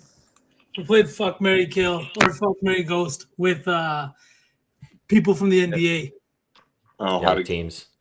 It was great. It was amazing. Rob was the star of the show. no? Rob was too funny. What do you guys feel about V? Look at go to this game, this Heat game, and go to Terry Rozier. Yeah, don't do anybody on the Rockets for my I know own you. mental health. Yeah, you're yeah. Pickle Nick just said he's ghosting the whole Rockets team. That's facts. Look at his volume from 3 over the last 4 games, Ooh, interesting. and look at how many he's made. Yeah. His line's 2.5 for plus 102. 6, 5, 8, and 6 over his last 4. I'm assuming no Duncan Robinson tonight. I think he played in the last one, didn't he? Did he? Oh, I don't know. That is a hefty increase in volume. I mean, he shot so poorly when they traded for him. I think what his VO is say a little positive regression was bound to happen. Yeah. I mean, he's hit 2+. He's hit 3+ in 7 of his last 10 games. Obviously, the last 4 he's gone nuclear. Even He if and one- Duncan are both game time. They're both probable from what I'm seeing on Underdog too, though. Okay. I kind of like this 3+ threes, man, for +102. Yeah, I do as well. Oh, plus money. That kind of sounds spicy. I mean, it's not like crazy plus money, but it's plus money. Gets the job done.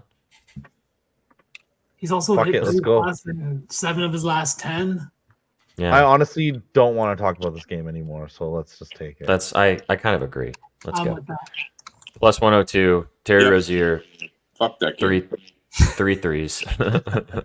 I'm going to go ahead and tell you guys, I'm going to be taking Terry Rozier 5 threes and putting it with probably Jabari Walker Jr. for 16 rebounds and then something else and getting wildly unhinged. Just telling you Oh, God. right now, boys and girls. All right, let's keep it moving. Next up, where are we at? Knicks, Bulls. Chef, good timing. The Knicks taking on the Bulls at home in Chicago. The Bulls are 1.5-point underdogs at home tonight. The over-under is 211.5. Chef T, in honor of you joining us at this particular moment of the show, what do you like in this game? What are you looking at? And tell me why it is Vooch. Yeah, I was gonna say honestly, FanDuel doesn't even have any fucking lines up for anything. But my initial gut would be Mitch Robinson's back, right? Like when his line comes up. back. He's back. But other than that, I have McBride threes in my lab, but Dante probably will have 8 threes as well. That's just my initial gut. I don't look at Bulls props anymore, to be honest. I do like the idea of taking McBride threes because he just shot like shit yesterday. Exactly. He burned us yesterday, V, and we go back to the well, but Wait, honestly, McBride burned us? or maybe I put McBride when we were cooking and I just like booked a lay. Oh, yeah. I think you took him out for the final one. Yeah. He had a couple threes, but like He had 3 threes. he could do much better, and he will do much better tonight. I saw him in your flyer too. I like him a lot today. I was going to talk about that, especially against his perimeter defense. His volume has been fantastic. Yeah. Wait, why am I seeing lines for OG? Is OG playing? No, he's out. Just make sure, because that's weird that there's lines for him. I'm seeing lines for him. No. OG is game time. What the fuck? That's strange. Probable. Interesting. Probable. Interesting. Can we agree on skipping this game? Honestly, I would say normally say yes, but this Bulls perimeter defense, I feel like is such a target that we can't ignore. Like there's still guys like DiVincenzo who had a great game last game, right? Chef, we That's had him true. last night. Right. He had 21 points. We could also take Brunson. Yeah. Brunson, he's also hit his 3-point line in 5 of his last 6 games. Head to head against the Bulls. He only had 3, but he only played 25 minutes in that game, which is not really like on brand for what he's been seeing over his last 20 games, which is closer to 36.6 minutes per game. So I feel like he could definitely see some of that increased volume and maybe get us 5 threes, which is also. I mean, Is Hart out tonight? no, he's playing. He's questionable. Oh, I can see his assists actually. I actually really like this Brunson threes look, V, because he didn't shoot. He only hit 2 threes yesterday against the Kings, but he still took. I mean, it took 5 of them, so his volume was a little bit lower down. But like you said, this perimeter defense for the Bulls is not great. He had 4 last time, and his 4+ is +210. Dude, look at this. Josh Hart over 5.5 assists. We could take it up to 7, right? He's had 7 plus, and you can see how many games. His potential assist numbers are right there too. Even the game he only had 6 assists against OKC, he still had 12 potential assists. And against bad defenses, especially bad perimeter defenses, this is where these guys get their assists. Like Josh Hart is not going to be dishing out assists like Chris Paul does, or like finding guys in transition with crazy bounce passes or stuff like that. He's going to find guys around the perimeter and expect them to hit shots. So in games where they don't hit those shots, like against Denver here, against Sacramento, you can see like he had 4 potential assists, 8 potential assists because they're just closing out. Guys are not taking those shots. Whereas with the Bulls team, everybody seems to be chucking threes.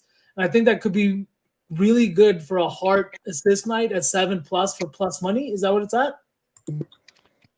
Yeah, I think so. The only thing that would deter me a tiny bit is the fact that OG would play, but if anything, that's another scorer that he can pass to. So yeah, I like it. I think like just because of how bad this perimeter defense is and like the amount of threes that they give up, it's a recipe for disaster. And Josh Hart is going to be playing 40 plus minutes regardless. I'm seeing 7 plus right now for plus 140. And yes, Gerald, That's I absolutely. stamped that. Dude, Gerald, you're my spirit animal. Also, what's up, Spirit Lockman? Degen. Fire me up, Chet Holmgren/chat. What's up, dude? Welcome to the party. Good for you. I'm down to take Hart if you guys want. What do you guys think, Sook, Chef? Yeah, let's do it. Sook, you don't Yeah. seem convinced. No, I'm down. I'm down for it for sure. Because we talked about a bunch of plays in this game. There's a lot of ones that we were looking at. It's a 1-point spread, and a team that struggles defensively. So there's going to be some things to target. Yeah, Unfortunately, I don't have lines for Hart right now, so neither do I. I can't take it, which kind of makes me lean possibly that he may not play. Jalen Brunson's assist is 6.5. What do we take Brunson? Betalytics like Brunson. We could take him to 8. Brunson, actually, yeah. They Just did 'cause I like him don't up have to 8 too. Yeah, because I just don't have Yeah. lines for Brunson or for Hart. Let's do that. Okay. Brunson 8 plus 120. That does the job. It works. Dude, that Julius Randle news fucking sucked. How about him missing the rest of the season? Yeah. Yeah. That's good for our season long. His under rebounds That's is true. gonna smack. Hovey got lucky on that one. What do we still need for that one? We need Russell Westbrook bad. Oh, yeah, that's not going to happen. It's too late to average over fucking 5.5 assists, Unfortunately. unfortunately. But that'll be a 2X. If everything else hits, Yeah. What did we talk about Russ Westbrook? Because he's getting a fucking triple double tonight. I'll tell you that much right now. Oh, tell us about it, Chef. Dude, so Clippers are on a back-to-back, right? Is Kawhi out still, right? Yep. What we talked about last night, V and SPJ, his numbers without Kawhi at home are insane. And for them to be on a back-to-back, they're going to want to bump his minutes, maybe, 4 or so. I mean, what did he have last night? 5 or 6 assists and 5 or 6 boards? Yeah, I think he had 5 assists, and I can't remember how many rebounds. Do you see lines for him? I don't see anything right now. I don't have any lines for him right now, which is unfortunate, but yeah. Yeah, I'll wait though. And it's gonna be Russ's night tonight. He does everything, as soon as the second team is in there, he just does everything, and he's green when Kawhi's out at home. So he's also averaging 14.6 points per game without Kawhi. Yeah, he fucking unloads. It's amazing. And against this shitty Jazz defense, Clippers on a back-to-back, he's going to get much more playing time. Like, it's going to be awesome. Since we're talking about this, there is a plus money prop that we could take right now that's available just because Russ, although we got some time, we could just wait a little bit because it's the last game of the night. Because by the time that we get to this game, there might be some more lines for it. Zubac over 10.5 rebounds looks very enticing. It's plus 110.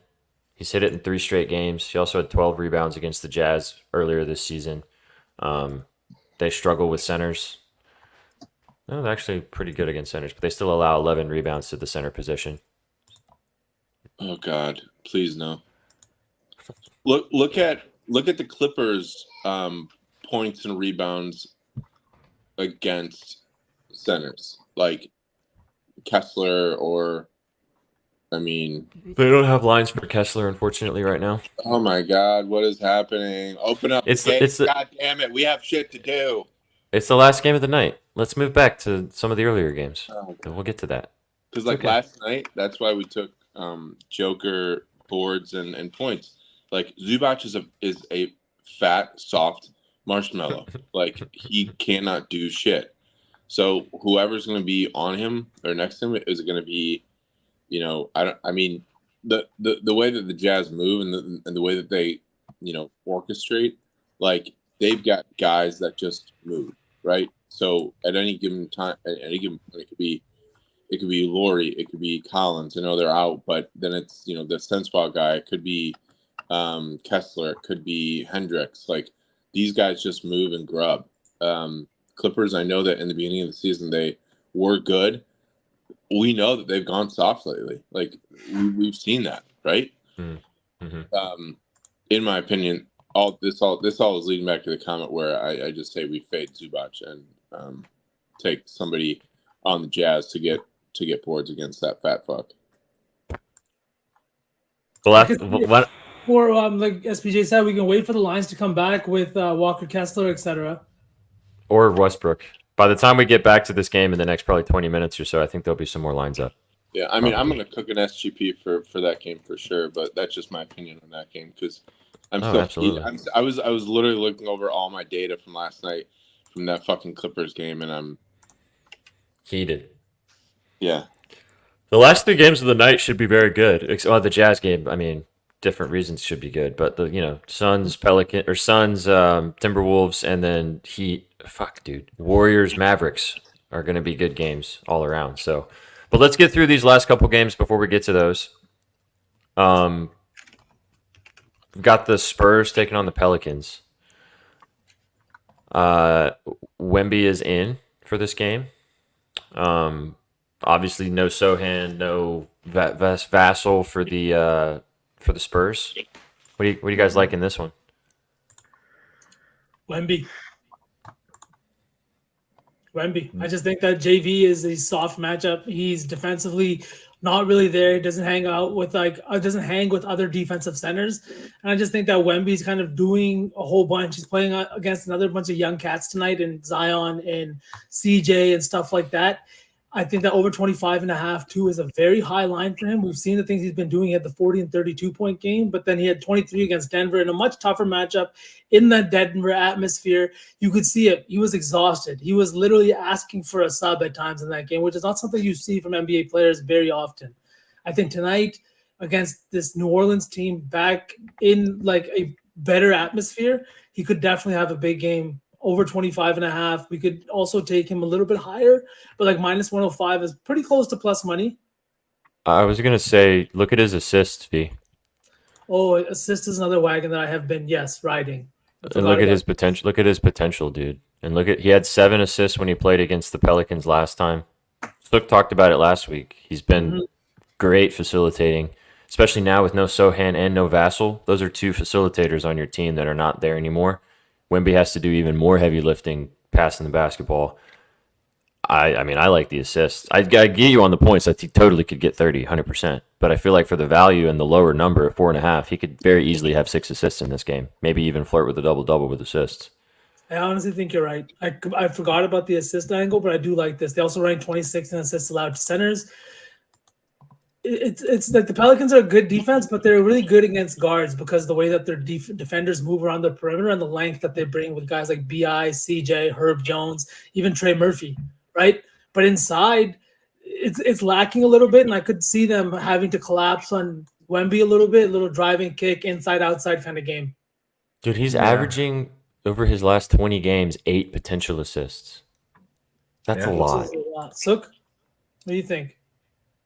I like the assist look for all the reasons you said, this is a very, very good defensive team from New Orleans.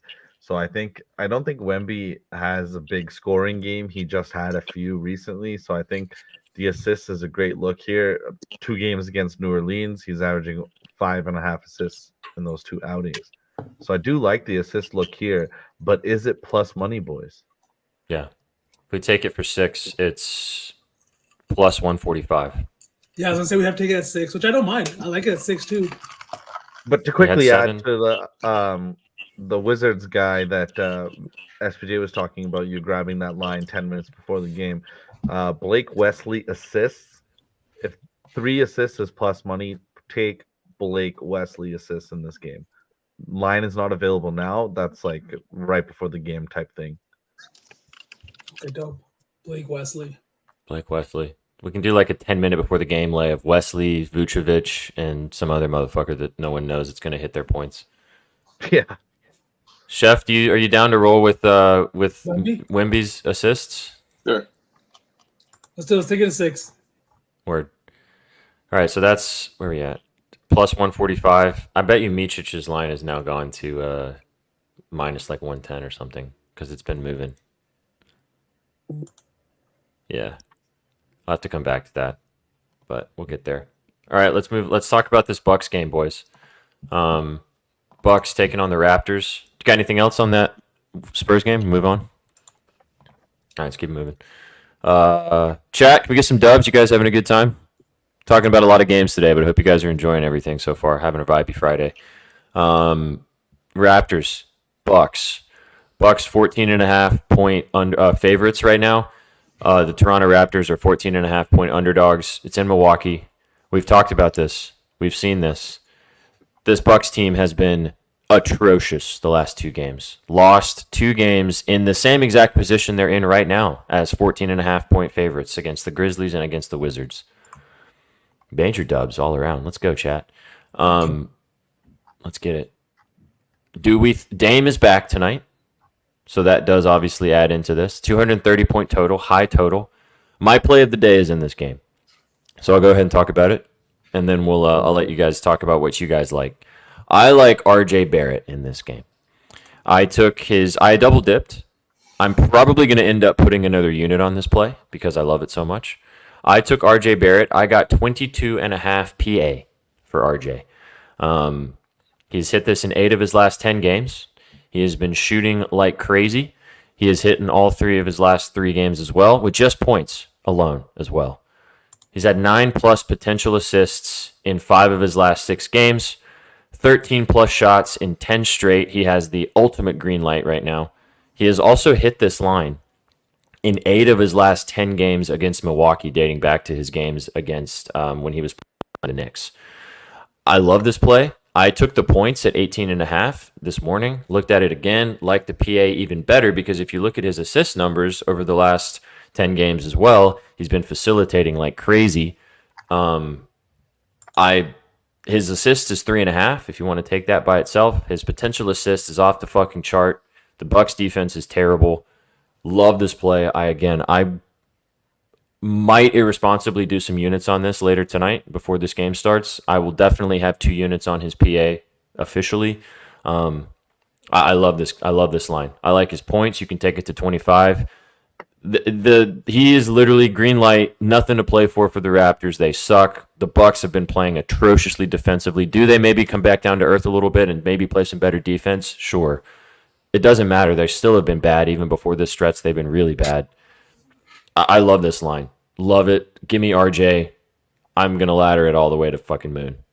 So.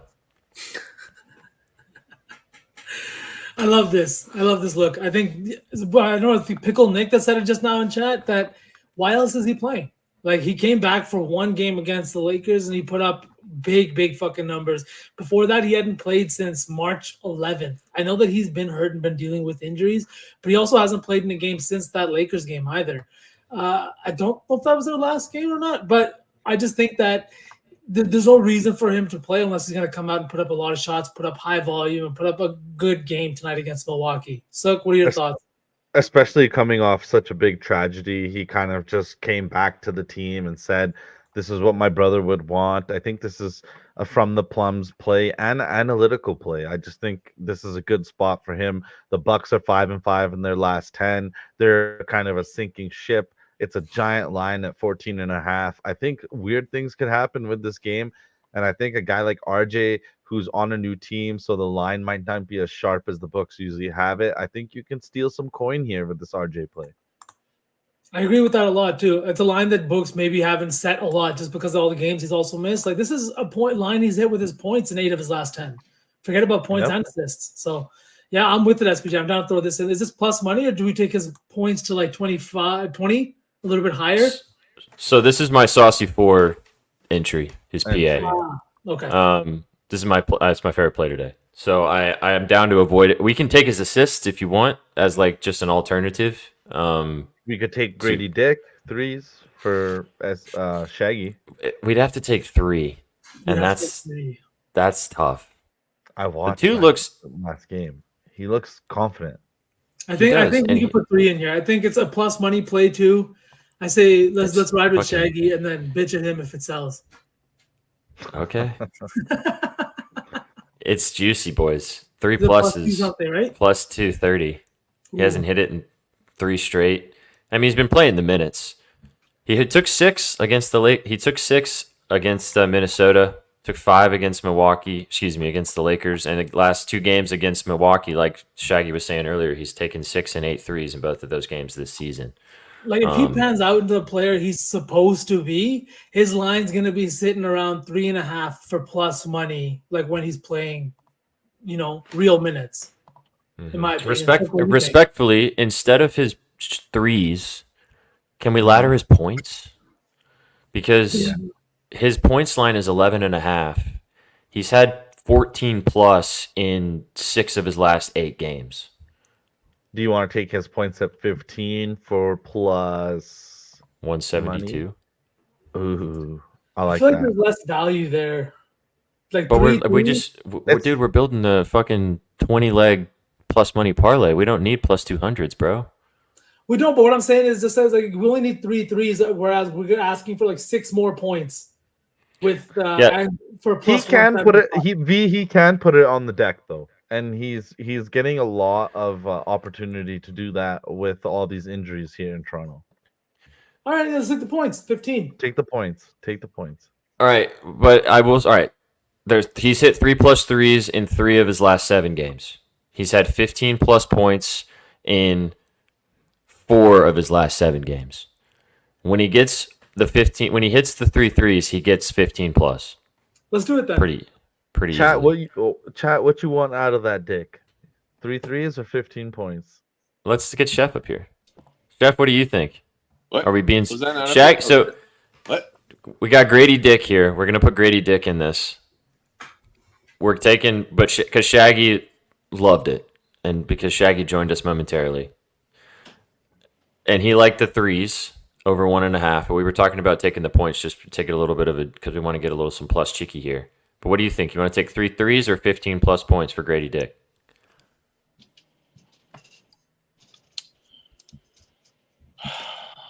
God, I fucking hate Toronto, man. Like, so much.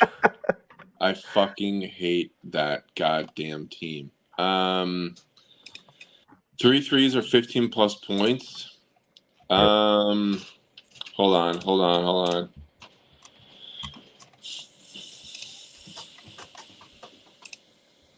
Points. Let's go. Point. Yep. Okay. Fuck you, V. You're trash. God damn it. Oh, V, sorry, were you on his threes? I was not on anything. We were just discussing back and forth. We were trying to figure it out. I like the threes too. Your point is valid, V. That if you're gonna take between the two, the 3 threes is better value play, 100%. So now I kind of lean that. Might have 30 points tonight, FYI. Who? Middleton? Yeah. I mean, Dame's points line is 28.5. Did Giannis just get ruled out? I don't see lines. He's doubtful. Giannis. I mean, Dame could very easily cook this team. There was a lot of drama Dame with could cook Giannis this last team. game. What was the drama? What? So what was the drama? Oh, Doc was just like, I wish I took him out earlier. He was kind of hobbled. He didn't look right going up and down the court. Interesting. Why don't we just take Grady Dick at 12 and over 12 and a half for plus 100? Sure. It's plus money. Passes the vibe check. Haha. Let's do it. And we can move Let's on. do it. Let's do What are we doing for this Pistons game? Are we taking Malachi Flynn for 50 again? it. They don't even have lines for him, bro, which is Yeah, they do. unfortunate. 14.5 for plus 100. Oh wow, they just dropped him then. We're not going back to Malachi Flynn. Yeah, no, that was 100% a joke. I mean, Okay, thank you. imagine Jeremy Lin style shit. I've imagined a lot of shit and none of it has happened. That's fair. Ooh, do you guys like anything in this game? This game seems so ugly to me. I don't like it, dude. We can I don't Scottie like that. Pippen Jr. from Yeah. fucking Betalytics, but I don't know anything about it. We don't have to skip it if Sook, because I feel like this is the type of game where Sook's gonna say no, spoon me. There's 7,000 things I like in this game. So, is there stuff you like? I kind of, oh man, Should I we get kind the of like spoon? Trey Jemison. He's a center for the Grizzlies. What I about think- James Wiseman? Oh, don't get me bricked, chef.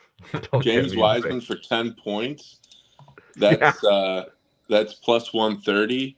He's at 8, 24, 15, and 10. Wait, hold on. No, last 5 games, 14, 11, 10, 9. Memphis gives up a shitload of points to the Grizzlies centers. What do you think? Oh, I love it. Our beard hairs are touching. He also I had like- 10 points versus the same Memphis team just like a couple of days ago in 28 Yeah. minutes. He took 8 shots too. That's plenty.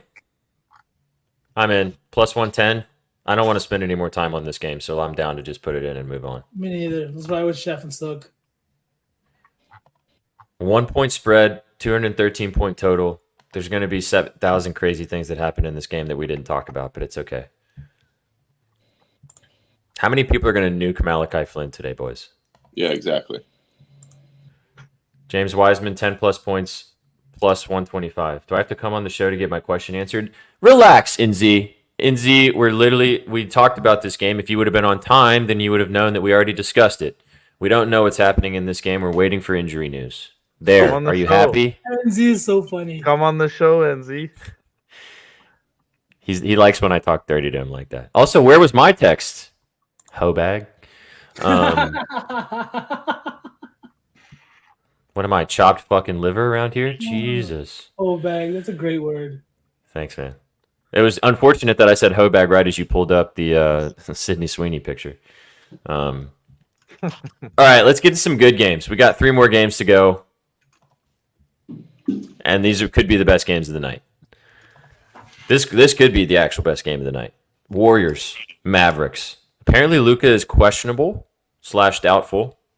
And I'm not seeing lines. I'm not seeing lines for him anymore. So maybe he is totally not playing, which is buns. What do you guys like in this one? Absolutely fucking nothing. Send the Warriors into the sun. Really? Yeah, I'm with you on saying that to teams now. I'm so out on this Warriors team. It's a fun activity. I mean, Kyrie could cook with no Luka. It's sad that Luka's not playing. We could also Like, what target. What would we have to take with Kyrie, like, to get plus money? I mean, we could take his assists or his points or his assist is 7.5 for plus 136. Let me look what he looks like without Luka. Well, Luka's game time. You know what they're gonna fucking do? He's gonna play. Kyrie double could be a thing too. Lively is out. Ooh.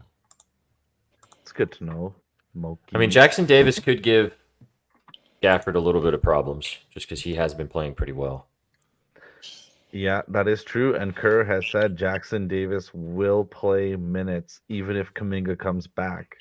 He might stick with the The Draymond big Jackson Davis front court. Yeah, he combo. said he wants to stick with what works, with what's been working.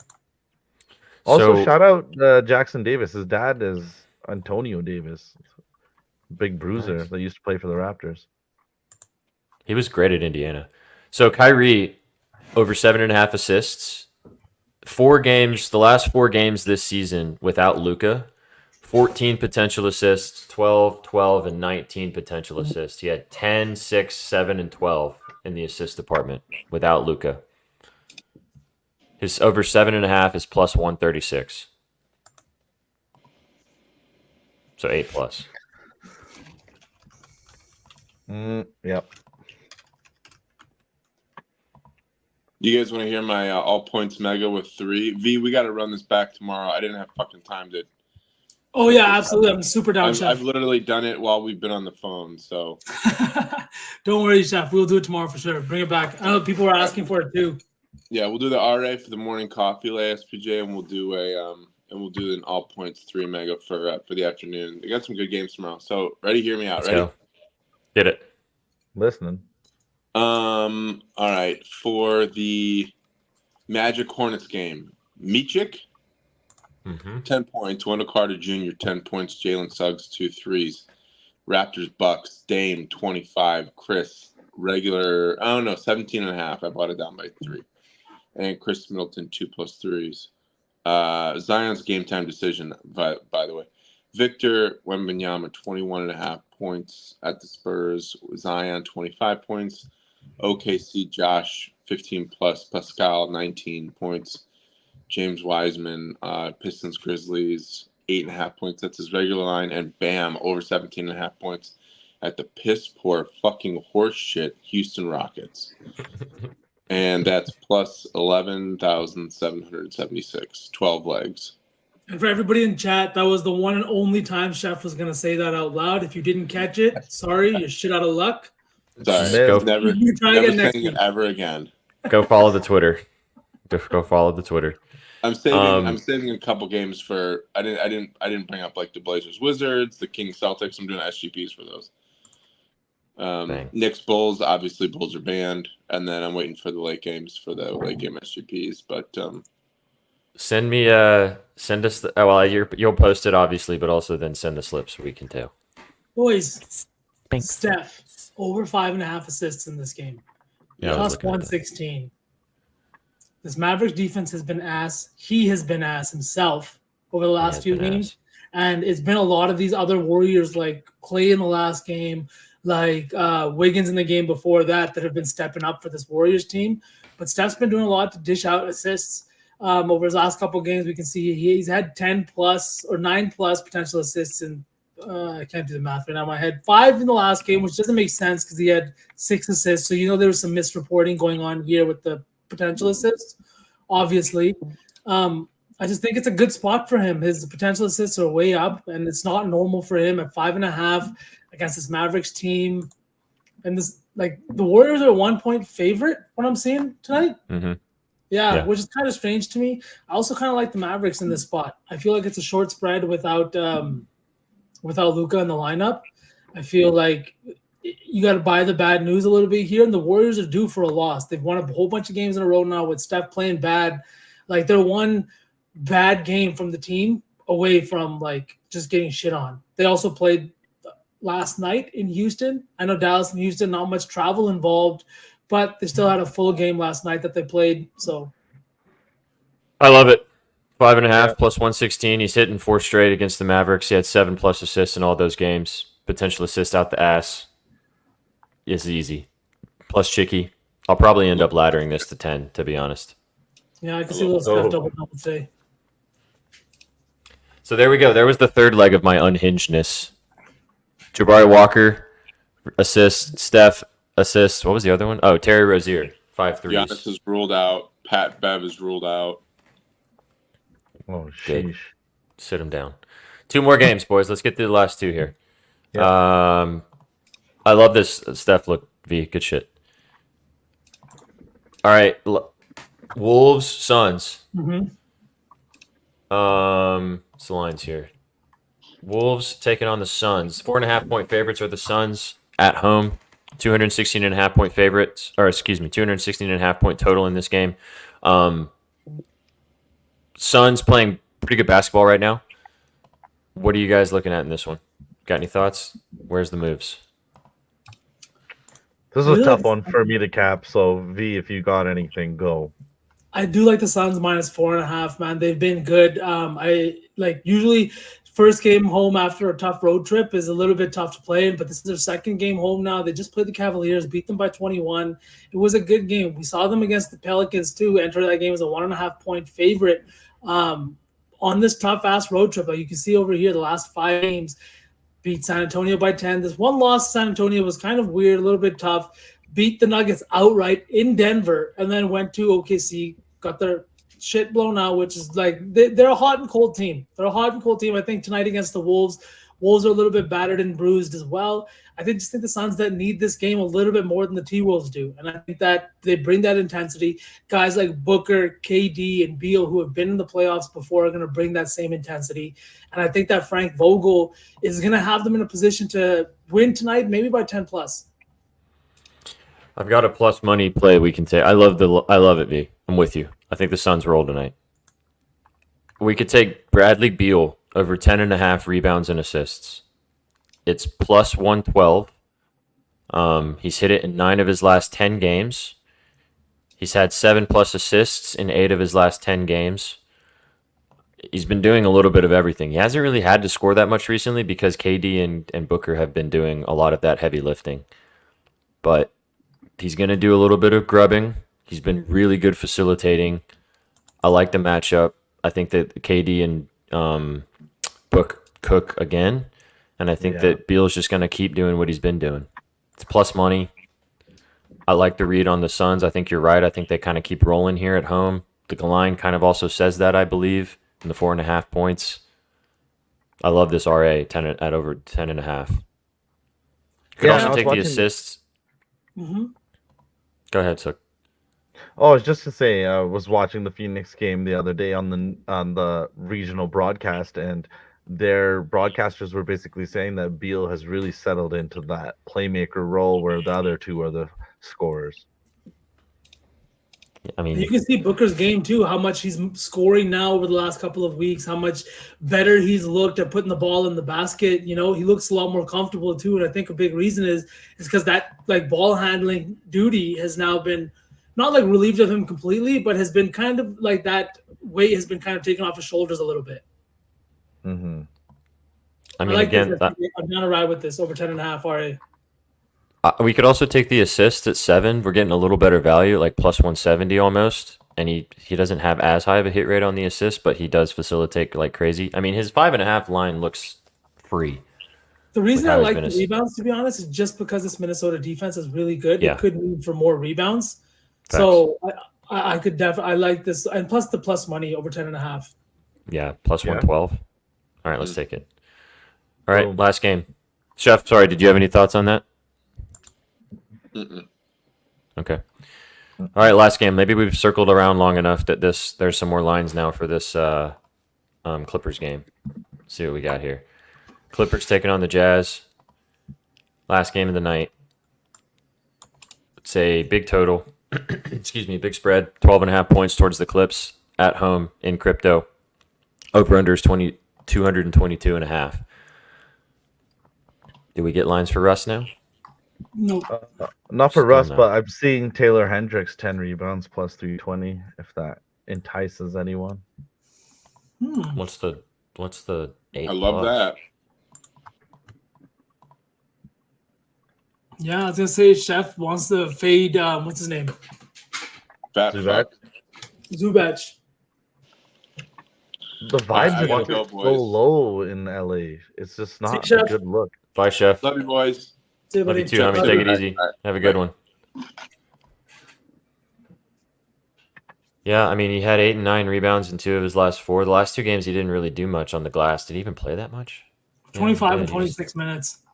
just didn't really grub. Oh, weird. Dude, he's fucking scored like crazy, though. 18 points in 2 straight. You guys just want to take his over PR? 11 and... Ooh. Who? Hendricks. PR. his 11.5 points is plus 116. We just need 12. Oh, I like that. He's just like a high motor guy. 11 and 13 field goal attempts in his last 2 games as well.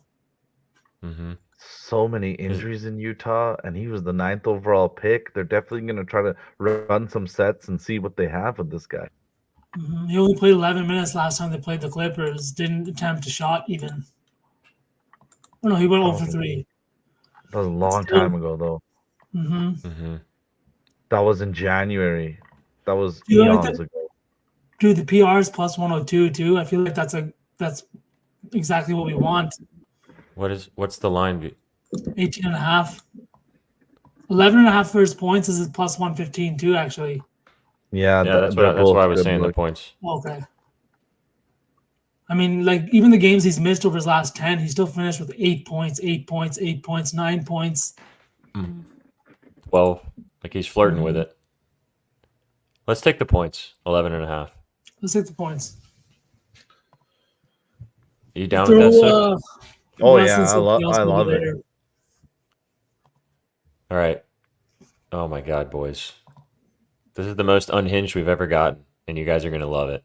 Oh yeah. Can we smack? If we hit this, we're goated forever.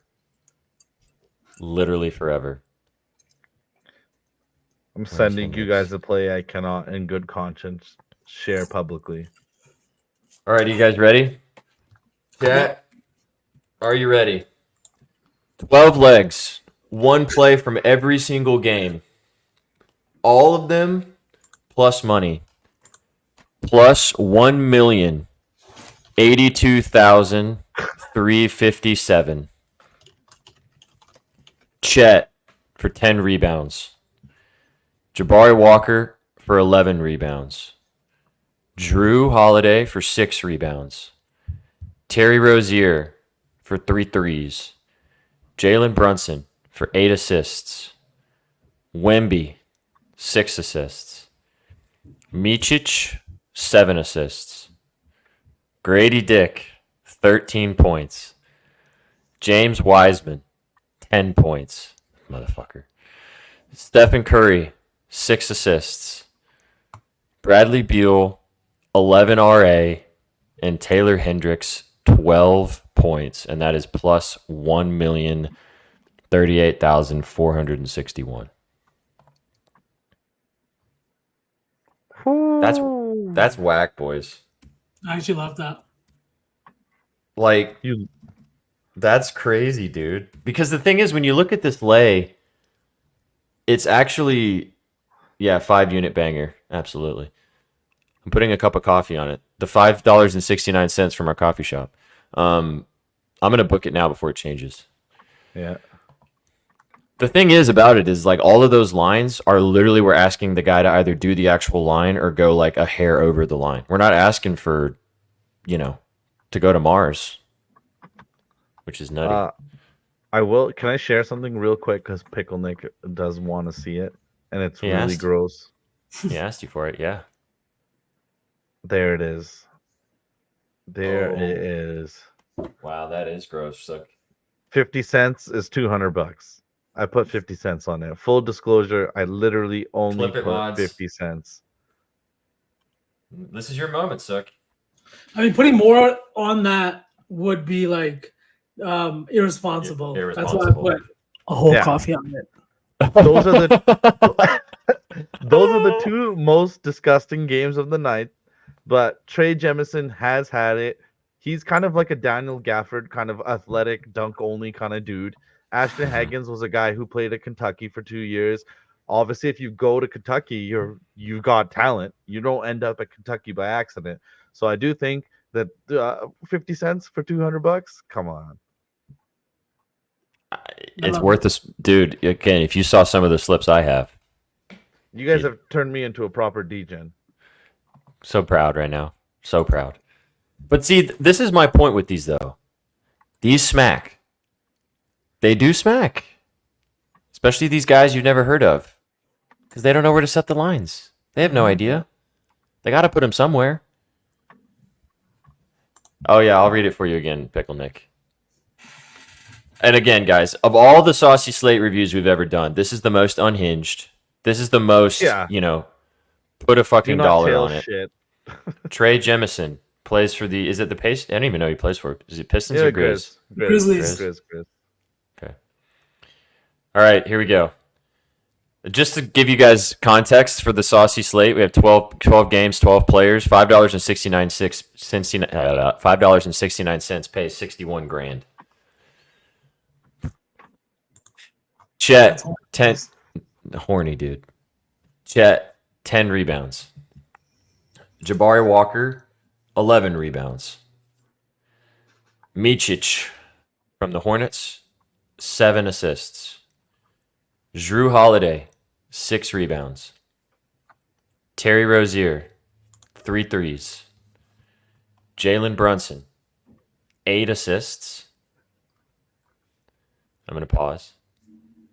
Yeah, I'm trying to catch up. I know. Wemby, 6 assists. Grady Dick, 13 points. James Wiseman, he's getting 10 points. Steph Curry, 6 assists. Bradley Beal, over 10.5 RA. And then Taylor Hendricks to take us home to score 12 points. Plus $1 million. Shoot for the moon, baby. Why not? Oh, this is for Mars. Straight up, bro. All right. Oh, that was fun. I actually low-key enjoyed this guy. I was not expecting it to turn into plus $1 million, Yeah, That's insane. we did Wow. our best chef impression. It really did. I'm so brick. Let's go, Pickle Nick. Let's get it, baby. Let's finish that impression off right and make sure this fucking thing smacks. Dude, imagine. Yeah. Let's do the Saucy 4, though, while we're talking about it. So the first leg was from Betalytics, which was Sabonis, over 7.5 assists. Okay? First leg, 7.5 for Boner. V, Scoot, right? Scoot, yeah, over 7.5 assists. Okay. You like 8.5 for plus money? Yeah. I'm gonna be so mad if that sells though. The fuck? You can't take it at 8? I'm looking. I can't on. I'll just have to switch books. Okay, hang We can on. do the 8.5 too. I'll do Isaiah Joe 3 threes. I'm getting 7.5 for minus 128. For That the over 7.5 assists. Yeah, for Scoot. Yeah, I like that. That's I got minus 120, so it's not like and that much worse value than what I got. Okay. And then Sabonis assists 7.5. What did you say, Sook? What is your leg? Isaiah Joe. Probably not gonna be able to take that, unfortunately. You still don't have lines for him? What for? What for? What Over prop? 2.5 threes. Oh yeah, I've got it. Minus 104. Sweet. All right. And then to take us home, tuck me in. The sexy lefty. RJ Barrett. PA. Over 22.5. Plus 925. Gets the job done. It's 9.25, you said, right? Mm-hmm. That gets the job done indeed, boys. Let me just lock this bad boy in here. All right. So we got Scoot for 8 assists, Sabonis 8 assists, Isaiah Joe 3 threes, RJ for over 22.5 PA. And that's plus 925. Bing bong. Bing bong. That's it. Bang. Now, before we leave, because we've been on with you guys for 2.5 hours, but Chad, I think you guys are having a great fucking time, baby. And these two gentlemen are about to go get incredibly unhinged on their Friday night. Who would like to get ridiculously unhinged with me before we leave? Oh, yeah. Oh, yeah. Please. Absolutely. Okay. Here we go. Let's party in the USA. Where we're going. What triple double? Yep, you know the deal, Mookies. We're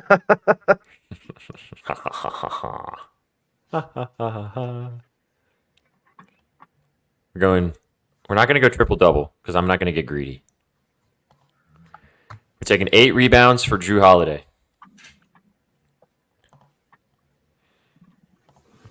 8 Taking- boards for Drew. 8 assists for Drew. 8 rebounds and 8 assists, right? Yep. 8 rebounds, 8 assists. Next, going to the Heat game.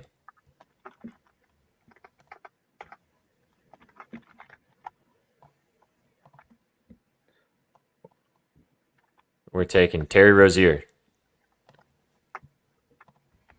for 5 threes, plus 550. Year 5 threes.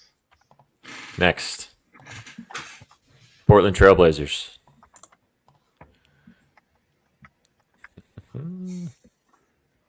Where are you? Jabari going Walker. with this? I'm so Jabari excited. Walker. 14 rebounds, plus 410. And then to take us home, Steph Curry. 10. You going to 10? 10 assists. Well, let me look at the double-double. Hang on. Let me just make sure the double-double. Because he could get randomly 10 rebounds. I've been down that road before. Oh, yeah. He's getting 10. He's getting 10 points. Steph double-double plus 700. Oh, baby. All right. Plus 380. Oh, just dropped. Plus 352,000. Grody. Steph Curry double-double. Jabari Walker 14 rebounds. Scary Terry 5 threes. And Drew Holiday 8 and 8. 8 rebounds, 8 assists. Plus 352,000. We talked about it all on the show. Most of these were these gems that these guys found that I liked. I'm putting a cup of coffee on it. If you guys want to ride, Mookie's always down. $5 pays 20 grand. Let's get rich tonight, boys. Why not? SPJ's feel it. unhinged. Thank you. I feel it. Thank you. Not in my feel testicles, it in my but in vein. my ball hairs. I feel my ball hairs are ready to party. Yeah, there you go, son. Wow. Thank you. Wow. Mookie's, are you sailing? There you go. I put a bubble gum worth on that bet. There it is. Pause. Yeah, absolute big time pause. Huge pause. Big time pause. All right, chat. We've had so much fun with you guys today. We legit look forward to the show every single week. Hope you guys do too. Love hanging out with you guys every single day. We're going to send you guys off now into the sun for this beautiful Friday. This is brought to you, obviously, by the Betting News Network and our friends at BetOnline. Thanks for stopping by and hanging out with us today. If you guys want to roll with all the different things we put together, you guys can go watch the replay when the show is over. However, I will read off the 4-legger, the Saucy 4, one more time. Scoot Henderson, over 7.5 assists from our dog Vsauce. Isaiah Joe, over 2.5 threes from Sook. Domantas Sabonis, over 7.5 assists from our dogs at Betalytics. And then myself, over 22.5 points and assists from RJ Barrett, plus 925. If you guys pay attention to nothing else in this show, till this. Just do this guy right here. And let's meet you in Cabo. Exactly, Mookies. You know the deal. We really appreciate you guys hanging out with us for the entire show today. Go follow Vsauce. Go follow Just So. Go follow me at Sweatpants Jesus. Go follow all of us at Betting News. Get us to 10K. You guys know you want to watch me stream for 24 hours. You know you want to. Yeah. Absolutely. There's Scottie Pippen over 12.5 points from Betalytics, our friends. If it does not smack, giving away $100 next week. Can't wait for that to happen. Appreciate our dog Chef T stopping by and hanging out with you guys as well. Chat, major dubs. Appreciate all of you guys for being here and hanging out. Boys, got any words before you go get saucy together? I'll see you guys Sunday. B, I'll see you in half an hour, motherfucker. I'm fucking pumped. I wish I was going to see you guys in half an hour. Oh, soon. Soon we're all sitting in the same studio fucking around with each other. Could you imagine? Oh, pause. We appreciate you guys. We'll catch you on Sunday for Saucy Sundays with the three of us, but we'll catch you guys tomorrow for Afternoon Betspresso at 11 o'clock Eastern. Be sure to come and kick it with us tomorrow morning, talking all about the Final Four for the men's basketball and also everything else going on in the Saturday slate tomorrow. You guys came for the winners and you stayed for the vibes. Catch you on the next one. Take it easy. Peace. What you know about rolling down in the down in the Now I know y'all be loving this shit right here. rolling. What you gonna do? Rolling. What you gonna do, man? Down in the rolling. What you gonna do? Right, y'all be loving this shit. What you know about